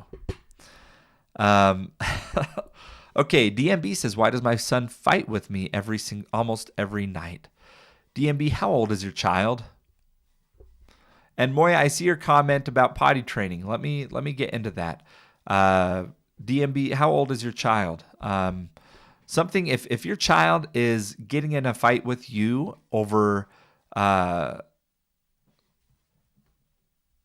Cameron, I would play Pokemon if someone wanted to play. Oh my gosh, guys. Oh, this is weird, guys. Last night I had a dream I was playing Pokemon on the Game Boy. Now it has been like decades since. That's not true. I've played it more recently, but it's been a long time since I played Pokemon on a Game Boy. That was like my favorite thing when I was like a 10-year-old. So Bella says, I think we all have some characteristics of autism, no matter how intelligent or functional we are. Yeah, I agree.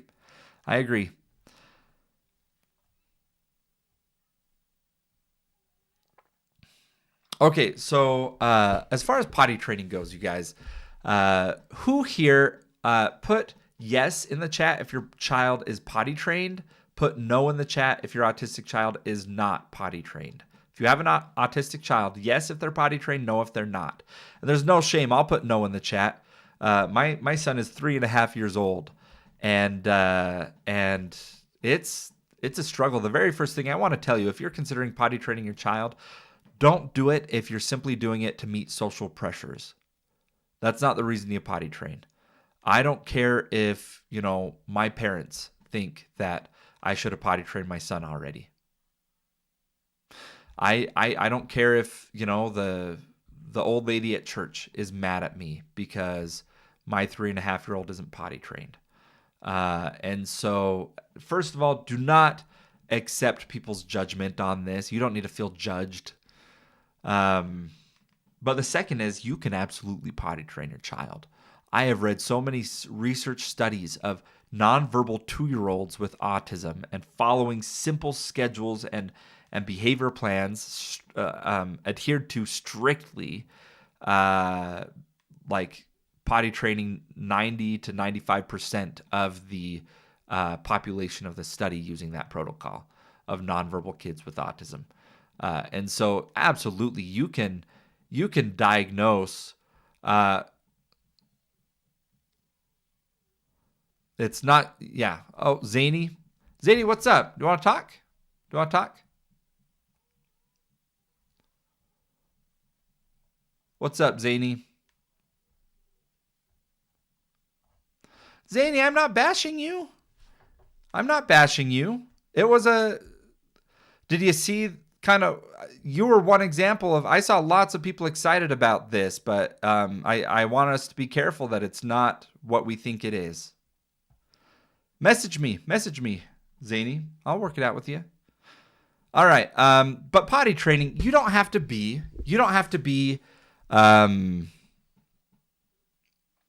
follow the social pressure, okay, of potty training your child. But if you want to do it, you can. And here's what I want you to do. Do it as soon as you are ready to go all hands in. Okay. When I'm ready to potty train my 3.5-year-old, I'll be taking time off of work. My wife will be available. We're going to have ABA on the same page. We're going to have everybody on the same page. And we are going to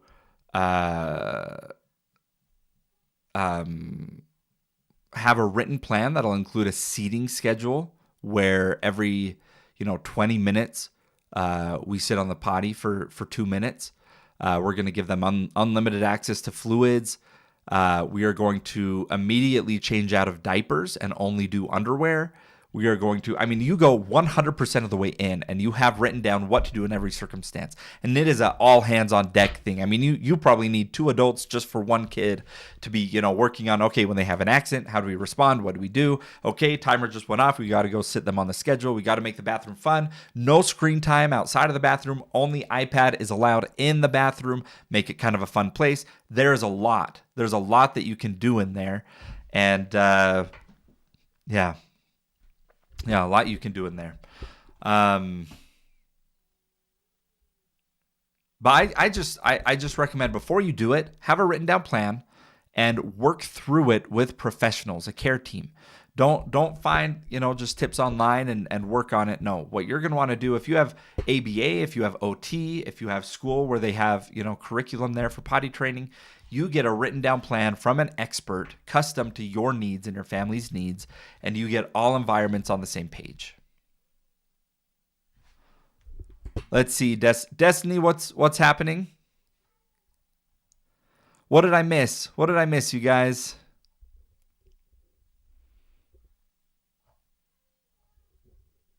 But yeah, if you do it, follow the plan, follow the written plan. So, all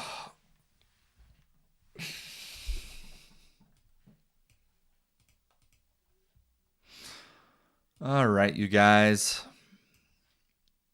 Oh, Amy. Hello. How are you doing? How's the day going for you, I'm good. Amy? No, me and Destiny were just talking about in the comments, like, you're so polite and nice and stuff, and then all the mods are down here like, you better knock it off, bro. Like, we're not having this shit.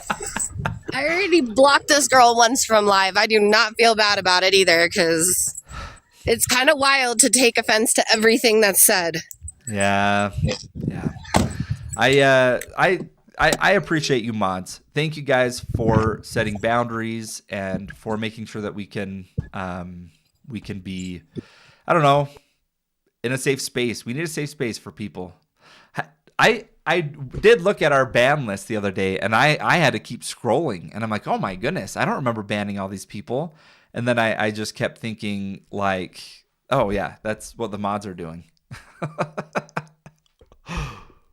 Yes, we do indeed be watching everybody's comments. And that's a lot of the reason why you guys will see in chat, a lot of us will put regular, reminders about please keep it kind and be, nice about things, because if you start being disrespectful, you absolutely will 100% get muted or banned.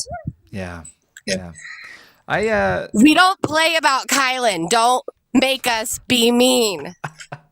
Thank you guys. I appreciate it. I really do. I do. All right, you guys, let's keep these questions coming. Who has questions? I'm checking over on YouTube. No new questions over there. So we will start answering questions over here on the TikTok chat. Okay, let's see. SB Fly says, fellow neurodivergent, I am too. And work as a student speech pathologist. Oh my gosh, you're learning to be a speech language pathologist? SB Fly, they do amazing things. I love speech therapists. They really learn, they're experts. And I love focusing super well on like one thing, like speech and communication. Very cool.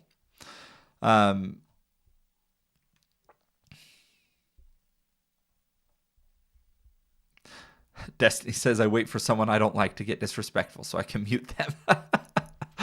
Oh, I love that. Valeria says, is autism genetic? We know that autism is up to 90% genetic, 80 to 90% genetic. And so, but there are risk factors. So the 80 to 90% genetic is true. Like that is something that that we can verify. There's studies to go through this. It's polygenic, so it's not one gene, but we've identified hundreds of genes that are associated with autism. But autism is how the brain developed in utero, and we know that because all of the risk factors, other than genetics, come during pregnancy. And so we know that infections in the mother can lead to the child having autism, or there's a correlation there. It's a risk factor. The parental age can be a risk factor. The exposure to pollutants, to pesticides, to automobile pollutants, to wildfire smoke. All of those can be premature birth. All of those can be risk factors to autism. And so it's largely genetic, but then there are these risk factors that we need to keep in mind. Interestingly, though, I know of no risk factors, and I'm still waiting for someone to send it to me. I've looked hard. There are no risk factors that I know of to autism that occur after a baby is born. The last risk factor that I have been able to identify is the like a premature birth or like oxygen complications during birth. And so that's where we're at. Interesting, kind of interesting. Kat says, can an autistic child have a good day and appear to be neurotypical that day? I doubt my instincts. Kat, are you worried that you have a child who might have autism? Kat, is that or K4T? Is that where you're at right now? Because a child can have, usually what you see is that some days on a bad day, your child has a lower threshold to be able to mask. And so on those days, some more autism symptoms show up. But there are things that it's my recommendation for you. Kat, have you done the MCHAT, MCHAT for your child? The MCHAT asks you questions. It's a pre-screener. It's evidence-based. It is the pre-screener doctors use. It's linked in my bio. It's very quick, 23 questions that you just type out or answer yes or no. And then it tells you high risk, low risk, or moderate risk. That's my recommendation. Let's see if we can get to 50K. Lexi, I like that.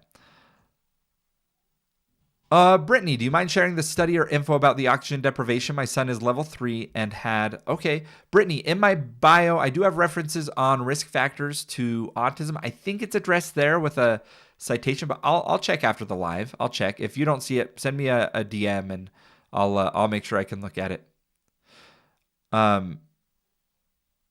Juana says, do you feel as a BCBA that you have a lot of room for growth career-wise or space to pivot? Okay, so as a BCBA, it's an incredible career choice because you can go and start your own business. You can go and be a clinical director. You can be an expert in something specific. Right now, 99% of the funding for BCBAs to have a job is the autism world. But this is a fun fact for everybody. A BCBA, when they're trained, they're not trained just to help autism. They're not trained as autism experts, actually. BCBAs are trained in the science of behavior, of applied behavior analysis, which applies to people in the workplace. It applies to everybody. Those same principles that apply to children with autism also apply to us. And so that's why as a BCBA, for a couple years, I was hired on as the director of human resources for a company that had 3,000 employees. And it was my job to use applied behavior analysis on the employees of that workplace to improve retention and turnover. And so BCBAs, you can do a lot of things. Juana, that's one example that I pivoted, that I became a HR director and was able to do more of organizational behavior management for a couple of years. Yeah, do the M chat, Kat. Do the M chat for sure. Let's see. Huma says, hi, my 3-year-old lacks communication, only singing rhymes, just started ST and OT. Huma, I am so glad that you started speech therapy and occupational therapy. Huma, do they have an autism diagnosis, or just have you considered autism as a diagnosis? Nicole says, I absolutely love following you. You have helped me understand more of my 2 sons. I truly appreciate it. Thank you, Nicole. That means a lot. Juana says, interesting. I'm an RBT and I feel stuck for different career paths. Thanks for that. Yeah, you have to look at what you enjoy about being an RBT. Do you like working with the kids with autism? Is that what you want to do? Because there's a lot of routes you can go after being an RBT. You could go into occupational therapy, speech therapy. You could go into special education. You can go into BCBA. A lot of directions that you can go. Mom Skeeter. Oh, there we go. Mad says, I'm pretty sure I'm my brother's safe person. I'm the only one who can get him to eat his food. Mads, well done. Good job being an amazing sister to your brother. I've said this before. That autism siblings are some of the most beautiful, amazing humans on the planet. If you have a child with autism and they have a neurotypical sibling, put sibling in the chat. Put sibling in the chat. If you are able to see this beautiful thing that is an autism sibling, put sibling in the chat.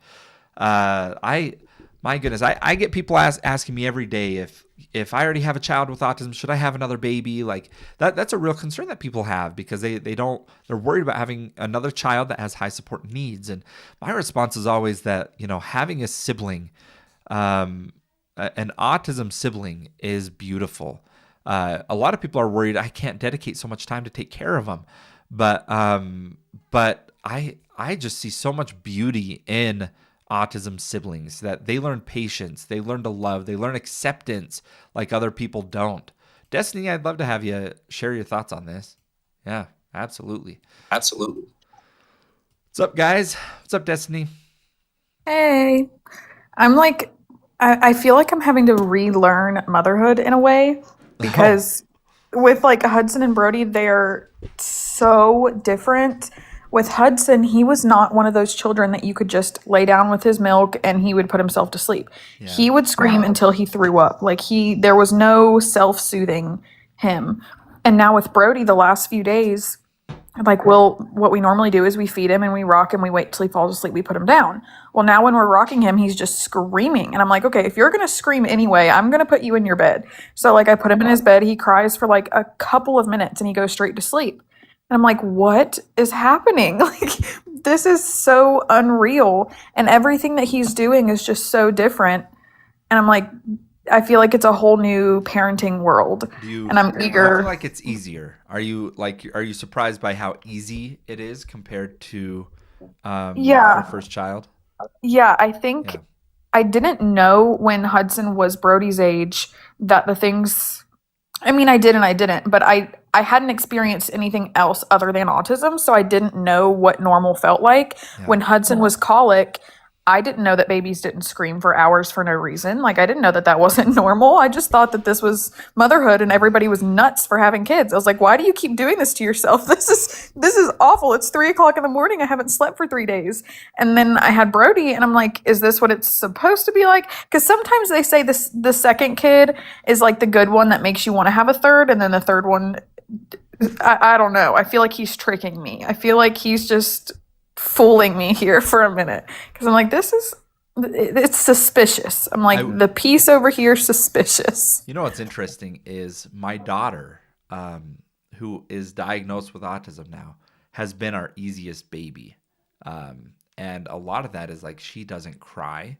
She is very easygoing. She's just happy to be here, but just not hitting any milestones. And we saw some regression, but behaviorally, it's not like she's hyperactive at all. She is very calm and Yeah, I mean, it's kind of interesting. So every kid's I just think so you're different. also, after you have a child with autism and then you have another child, you're kind of just waiting for shit to hit the fan. Yeah. You're like waiting for a regression. You're like, oh, this is going really well, but I know that he could regress. I know that, and that's scary because it's like, I don't want to get my hopes up, but at the same time, I'm also realistic and I know that there is a possibility that he could have autism and he could just regress. And I think a regression would be harder for me than our experience with Hudson. Like I knew from the beginning. I caught it from early on. I think I would like grieve so much differently if I envisioned a neurotypical life for him and then he regressed, and that's got to be hard. Yeah.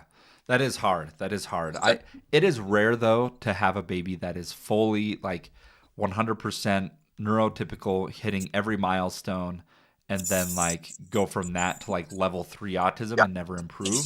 Like that can happen, but like typically it's just that like regression describes the fact that development is not linear, that you can go backwards and then you can go forwards later.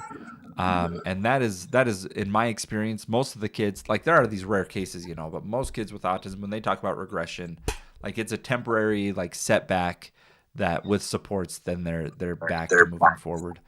I think the hardest part is with Hudson is him being nonverbal. It's not like his sensory needs. It's the lack of communication, because I have to try to figure out what he wants. And then it breaks my heart because he's crying because he's trying to tell me what he wants and I don't know. And I think that would be the hardest. Like if I had 2 children at the same time asking me for something in a language that I don't understand, I think that's kind of what Oh yeah. That's extremely hard. And then you feel guilty as a parent because your easy child doesn't get your attention. Oh my gosh, did I just get a hat? Billy. Wow, that was cool. And a mustache. Man, thank you so much. I see a comment here. Another one? Oh my gosh, you're going crazy. I do have to get ready for therapy in a minute, but I did want to tell you, I told you about the Facebook group that I created. Yes. And I asked if there would be any interest. I asked if there would be any interest in like an autism movie night. And I had somebody reach out to me. They own a nonprofit and they want to sponsor it. Whoa. So yeah, so this summer we're going to have a movie night. Yes. It's going to be like in an empty gymnasium because some people were concerned with like the loudness of a movie theater, which is fair. I feel like they're pretty loud. Yeah. So we're going to host it in the gymnasium of this church, and they have like a projector and all that, but we're going to have hammocks and bean bags and different sensory things for the kids. So I just wanted to tell you, thanks for the idea. We're going to do that here. Wow. Destiny, that is so cool. Billy, you got to stop this. You're giving me way too much. That's crazy. That's crazy. He's going to get a big head, Billy. Crown's not going to fit on it anymore. Hear me? Okay, my phone was acting up there for a second, but I was going to input on the whole other kids too, because I am a mom that's I'm of the mindset that like I am not convinced I ever want to have another child. And it's not because I regret having a child. It's that I want to be able to give all of my attention and 100% of my, guidance and love and resources to my my first kid was my neurodivergent kid. You know what I mean? So, sitting here and having the option to have more children, I could, but it would take away from my daughter. If we're being honest, it would take away from my daughter. I want to say something to you because that's how I felt. I was there. Both of my babies were uh-ohs. And the second uh-oh, I was like, oh my gosh, because we had already known that Hudson had autism. And I was like, I'm not going to have time for him. I'm not going to be able to love the second baby like I love Hudson. Like all these thoughts run through your head. And then somehow your heart just grows, your space grows. Like you don't have to give 50% to one kid and 50% to the other. I don't know how to explain it. Like you literally just giving 50% and 50%. It's more from the standpoint of like I see what she needs from me daily. Number one, I don't ever want to put a neurotypical child or even another neurodivergent child through having to split my attention with another child, like it feels unfair to me, and that's just my own personal outlook on it. Like, Yeah. I don't judge other moms for having other kids. That's great. Do you have fun, love your kids, whatever. It's not for me, because I want to be able to give her everything and anything that I have. Just Vana If I commented, have and that's another what I kid. was going to say. Like, I think about support once I'm gone, and I hope that Brody will be able to, Brody's our second child, that he will be able to take care of Hudson when we're gone. Because realistically, unless something tragic happens, our children are likely going to outlive us. And I hope that Brody's able to take care of Hudson, you know, when we're gone. I mean, that's a big part of having any family around. Like, I know if something happened to me and my husband, we have family around that would make sure that she is taken care of and she gets the services and the attention and the things that she needs. Yeah. But it also makes it that much easier, because I don't have 2-3 kids that would need to be taken care of if something were to happen to us. I have one child, and her needs are very cut and clear. We have, wills and everything else that state what happens to her, who she goes to, all of the things. But just knowing her level of needs too, like, I feel like if you are of the place where you are trying to decide, like, look at your child's needs. Look how extreme and extensive those needs are. Like, do you feel like you would be drowning if you added another child to that? Because keep in mind, if you have any child, you got to go through the infant stage. Yeah. And that was one hell of a fucking time. Let me tell you, like, we really all struggle through that stage, both with postpartum and dealing with a neurodivergent child on top of that. And I could not. I will say, imagine. having a newborn and having an autistic toddler is a whole nightmare. Like, there's Oh, nothing girl. I enjoyable believe about it. it. It is terrifying. I believe it. It's so bad. But I also think, like, long term, I want grandbabies. I want to be that grandma that hosts everybody for Christmas and makes an absurd amount of food and sends food home with everybody. Like, I don't have a big family. We don't have family at all. Like, I don't have parents, nothing. So I'm like, I want to have a big family. I want to have grandbabies. I'm trying to think long term. I'm like, I know this is so hard right now. And I know that having 2 kids is a lot, but I also want, like I said, to have grandbabies in a long term, like, big family. And since we don't get that, like, we don't have nieces and nephews and cousins and all that, like, we're responsible for building our family's legacy like from here on out. Like, if we don't have any more children and it was just Hudson, our family would have ended there. There would have been no more bloodline. So we think about that too. Here's the thing, you guys, is it's such a personal decision of when to have kids. There was a guest up here that said that they I don't remember what it was. I asked if they had another kid, and then they discussed the fertility issues that they were having, and I felt so bad for even asking about it, because it's so sensitive. For our family, we were done at 3.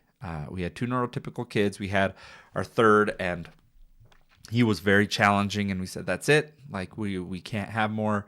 My wife was on birth control, and somehow still we got our little baby girl, and I got a vasectomy right after. So we're happy with our 4, and if someone has 1, and I don't think that I think there's enough of a legacy to leave that you don't have to have a bloodline as a legacy, in my personal opinion. But I do believe that, like, kids make me happy, and my kids make me so happy, and seeing my 2 autistic kids interact together fills me with joy. I mean, they're starting, they interact with each other in the cutest way that I never would have expected. I've never seen kids interact like this, that they, like, don't want to touch. They're not, like, super touchy, but, like, my daughter goes up and boops my 3.5-year-old's nose and says nose over and over, and,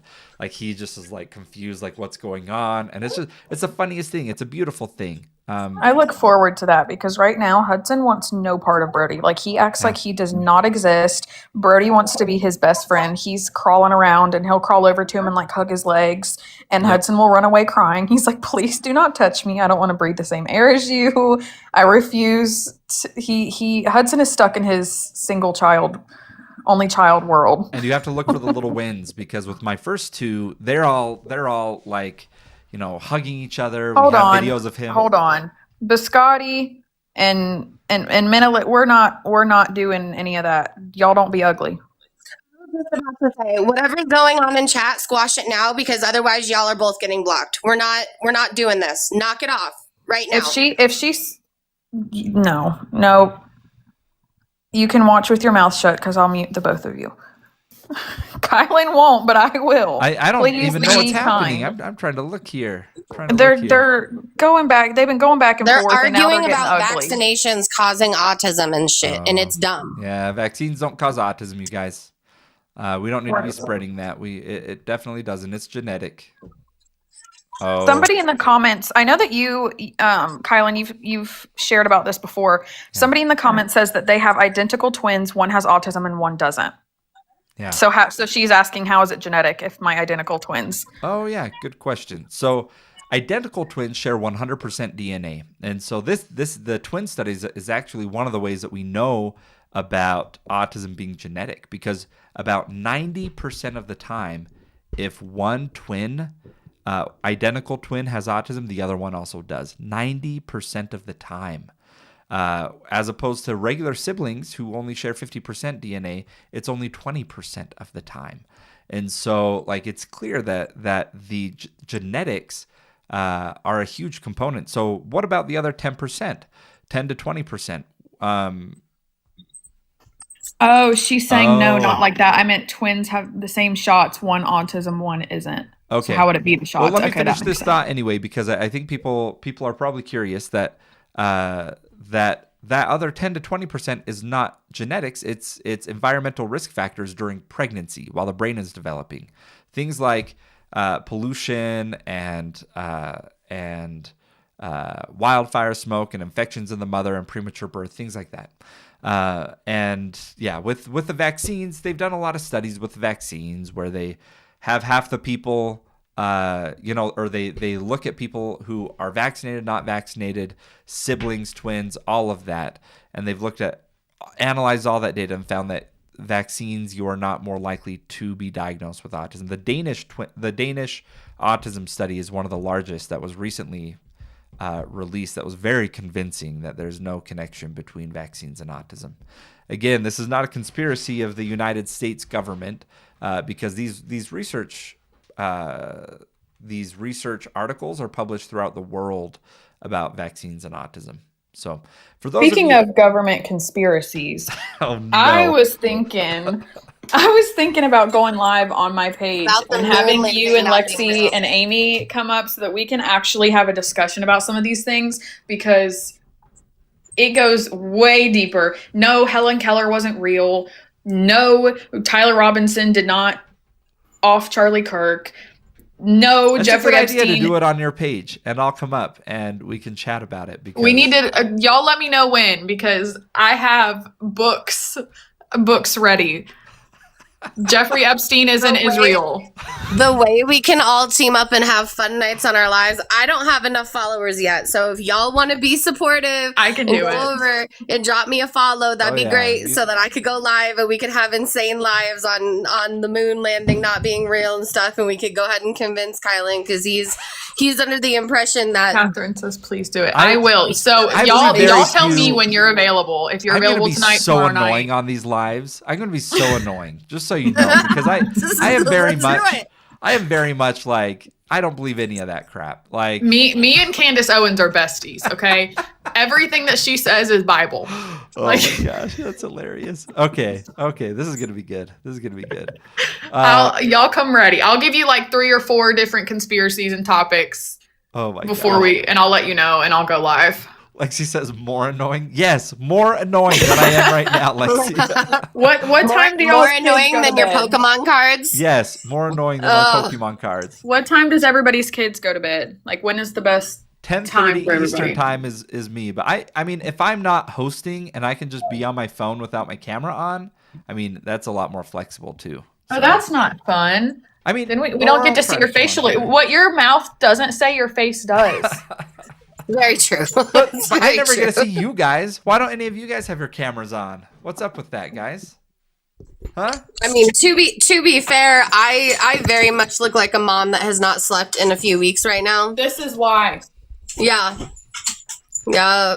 My hair hasn't been brushed in at least 3 business days. All right. You have to pre-prepare for those kind of things. Yeah, I gotta get ready for therapy, so here we are. Well, you guys, you don't need to be all done up to just be on TikTok live. It's not like there's hundreds of people watching. I gotta go in public. I can't have my kid looking cute and I look like I haven't showered in 12 days. That means you're a good mom. That's fine. Yeah. I do all my therapy at home, so I'm not forced to get ready and go out and deal with people. That would be a dream. We're on a wait list for that. There's only one in the entire state of Alabama that does in-home therapy. One company. That's criminal. That's terrible. Is it a small town? Where are you at? No, we're next to the Capitol. My husband works in the Capitol. Oh my gosh. Okay. Like, how? No, it's terrible. The resources here are awful. Honestly. But we're stuck because my husband's owned by the government, so we don't have a choice. Oh, my finance guy Cameron just said that we're expanding Nova, Alabama. He says, "Oh, all right. Looks like we're going, Cameron." Please put me in the front of the wait list, Cameron. Remember me when y'all open up. Oh, that's hilarious. That's good. Oh, all right, you guys. Let's see here. My son just got back from school. We're getting our kids down for naps and quiet time. I should probably get back to work. Kylan, do you actually work? Who knows? No one knows anymore. What are you actually doing over there? Do you actually work as well? What are you actually doing? Hey, I can take 2 hours out of my day and still. See, my this company is why I want to doesn't work go for under, Kylan. Hey, Kylan, I'm taking a break. I'm going to argue with people on live.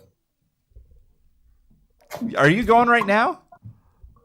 Huh? Did you say you're going right? No, I said that's this is what why I want to do. work for you, so I can just say, "Hey, Kylan, Yeah, I'm taking a break. Clocking I'm gonna out. go live." Yeah. Yeah. You're fine to do that. You're fine to do that. Find me some employment over there at Nova. Hey, if you lived in Utah, we definitely. Hey, hire a lot of people. remote work is where it's at. Like, I'm not even that far. Hey, we I'm got just Kay. across the mountains. Kay Huh? says it's great working for Kylan. Kay, you're awesome. Must Kay, be why nice, haven't you come up Kay. here before? You need to come up here at some point. Hey, Kay, do you work remotely? No, she's a BCBA. Ah. Well, I mean, your wife does all the marketing, right? So Yeah, she you does. don't really need to hire anybody for that. Yeah. We have one remote employee, and she was our first employee, and she lives in Texas. But yeah. I think remote work became like really popular around COVID, but it's also hard to make sure everybody's working when they're supposed to be working. Yeah. Yeah. But I mean, as long as, to me, I don't agree with the whole like you log into your computer at this time and you can't log out until this time. If my work is done, like if I have, like for sales, I have to make 100 cold calls a day. If I make 100 cold calls a day by 1:00 and all my emails are sent, I'm clocking out. My work is done. I'm done for the day. I'm not going to work outside of, you know what I mean? Oh yeah. Or like if I have therapy to go to and all my work is done, I'm clocking out. I'm taking my son to therapy. But That's how I we come do it from for a long life of corporate life. Like I've been doing administrative and like office. Like I run people's companies and have been doing that for like the last 20 years of my life. And it's not, you get used to following other people's rules. I mean, if you can, like, I guess generations have changed. I'm seeing it a lot now in these newer generations where like people just genuinely don't want to be at work and don't want to do anything. And I'm like, I was raised in the generation that we had to work the hardest of everybody because otherwise we weren't going to get shit when we were older. So, I've always been in I don't know. sales. So I've been in sales with tech software companies and Intuit and QuickBooks for years. So sales is one of those, like, they'll pay you base and then everything else is commission. So I work as hard as I want to work. I don't know I how make you as do much that. money That's as I want to incredible. make. Yeah, So, that's insane. That's incredible because like if I made my sales for this month, I'm done working. I used to do my dipping my toe in sales is I did business to business sales for a phone company. One of the top hate B2B sales. I hate it so much. It was ass, bro. That was not that was when Amy decided she did not do sales and sales was not for her. No, That's because what did you're that. calling people, they end up getting their, I'm okay with calling people. Like if we go to a conference and we get people's information and they're interested in the product, they're interested in the software, I'm okay with calling them and getting something scheduled. I do not like calling people where we purchase their numbers from some CRM and we're cold calling these people who want nothing to do with us. They're answering their phone. They're pissed off. They're like, why are you calling? We didn't even get to do cold calling. We had to show up in businesses. We would walk in the front door and attempt to get everybody in that business, every employee to switch over to our phone company. I hate that. I hate it. I was distracting people. I was making employees not work. I was bothering the boss man. Like, ain't nobody was excited to see me come in their door. Like, I know that much.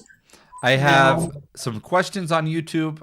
You guys can help me answer these. And one, I want to address Michelle's here. What do you guys think on Michelle's question here? Do I tell my son that I suspect my granddaughter has autism?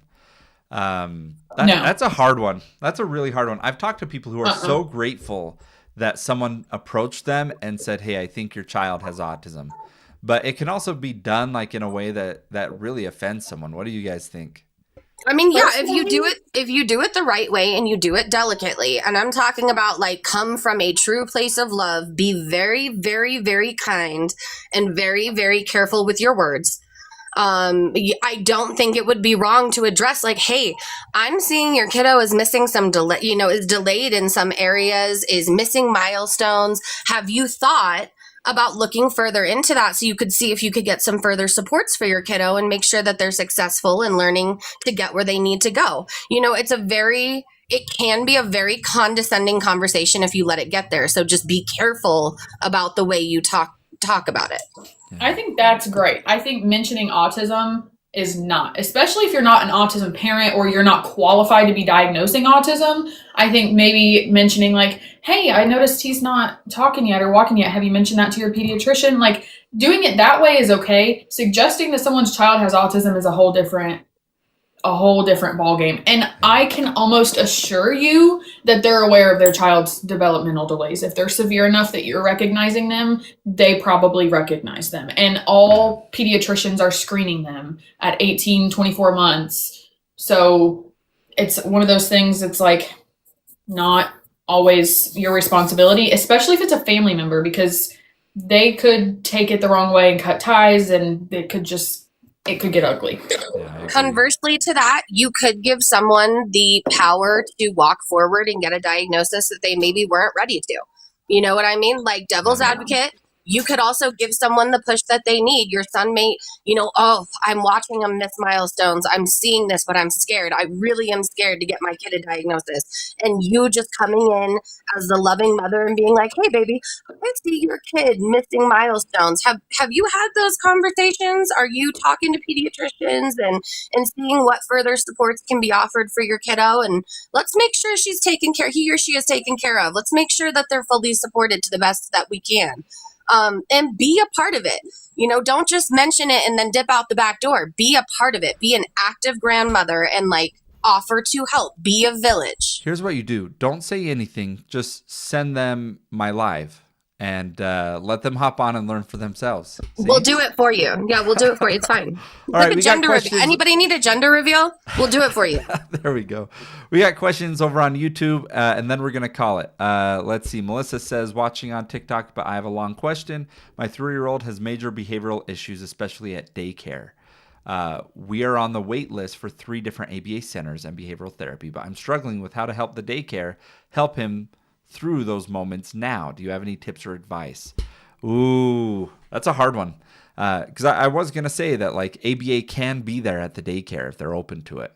And a wait list for 3 different ABA centers. How often are you calling them, Melissa, to get off those wait lists? Because this really should be like a 30-day problem, not like a 3-month problem. There's ABA companies there. I mean, I don't know where you are, but if there's 3 that you're on a wait list for, man, there should be one. And if there really is not someone that can start right away, let me know what area that's in, because I'll send Nova over there, because I think a good rule of thumb is if you haven't heard from them in the last month or two, you're not on the wait list. Yeah. Like, call them, keep calling them, Yep. bug them so that they remember your name, they remember your child's name. If you have not heard, if it's been months, like some people are like, I've been on a wait list for 9 months, assume you're no longer on that wait list. We were told Hudson was put on the wait list in August of last year, and I called them in January and they didn't have him on the wait list. Wow. So definitely That keep happens so calling. often. That happens so often. Yeah. And the wait list isn't something that's like purely they start in order of who's on the wait list. They will, if they see that a parent is like more in need or more excited or more bought in, or they're willing to do more hours and put more time into this, they're more likely to come off the wait list. So call them and show them that you are eager and ready to start, and that you'll do all your part. You call them, you say, hey, I have the diagnostic report in my hand. I can send it to you. I have insurance card. I can send it to you today. Everything on our end, we will do perfectly. We'll be perfect clients. Please get us off this wait list. And the ABA clinic told us that younger children, like toddler age, typically go first because they have more availability in the day. So if you have like a younger child who's not school age yet, definitely keep bothering them. Yeah. If it's daycare and it's daytime hours, it's pretty easy to find RBTs to work those hours. So, all right, you guys, I need to hop off here. Thank you all for being on here. And Destiny, when are we hopping onto yours? I mean, my kids go to bed at 7, so whenever y'all shoot me a message when your kids are down, and as long as I'm off before 11, I'm good. All right. Shoot me a message when your kids go to bed, and be ready, because you're going down, Kylan. I don't think so. All right. All Sounds right. good. Thank you, guys. We'll talk to you later. Bye.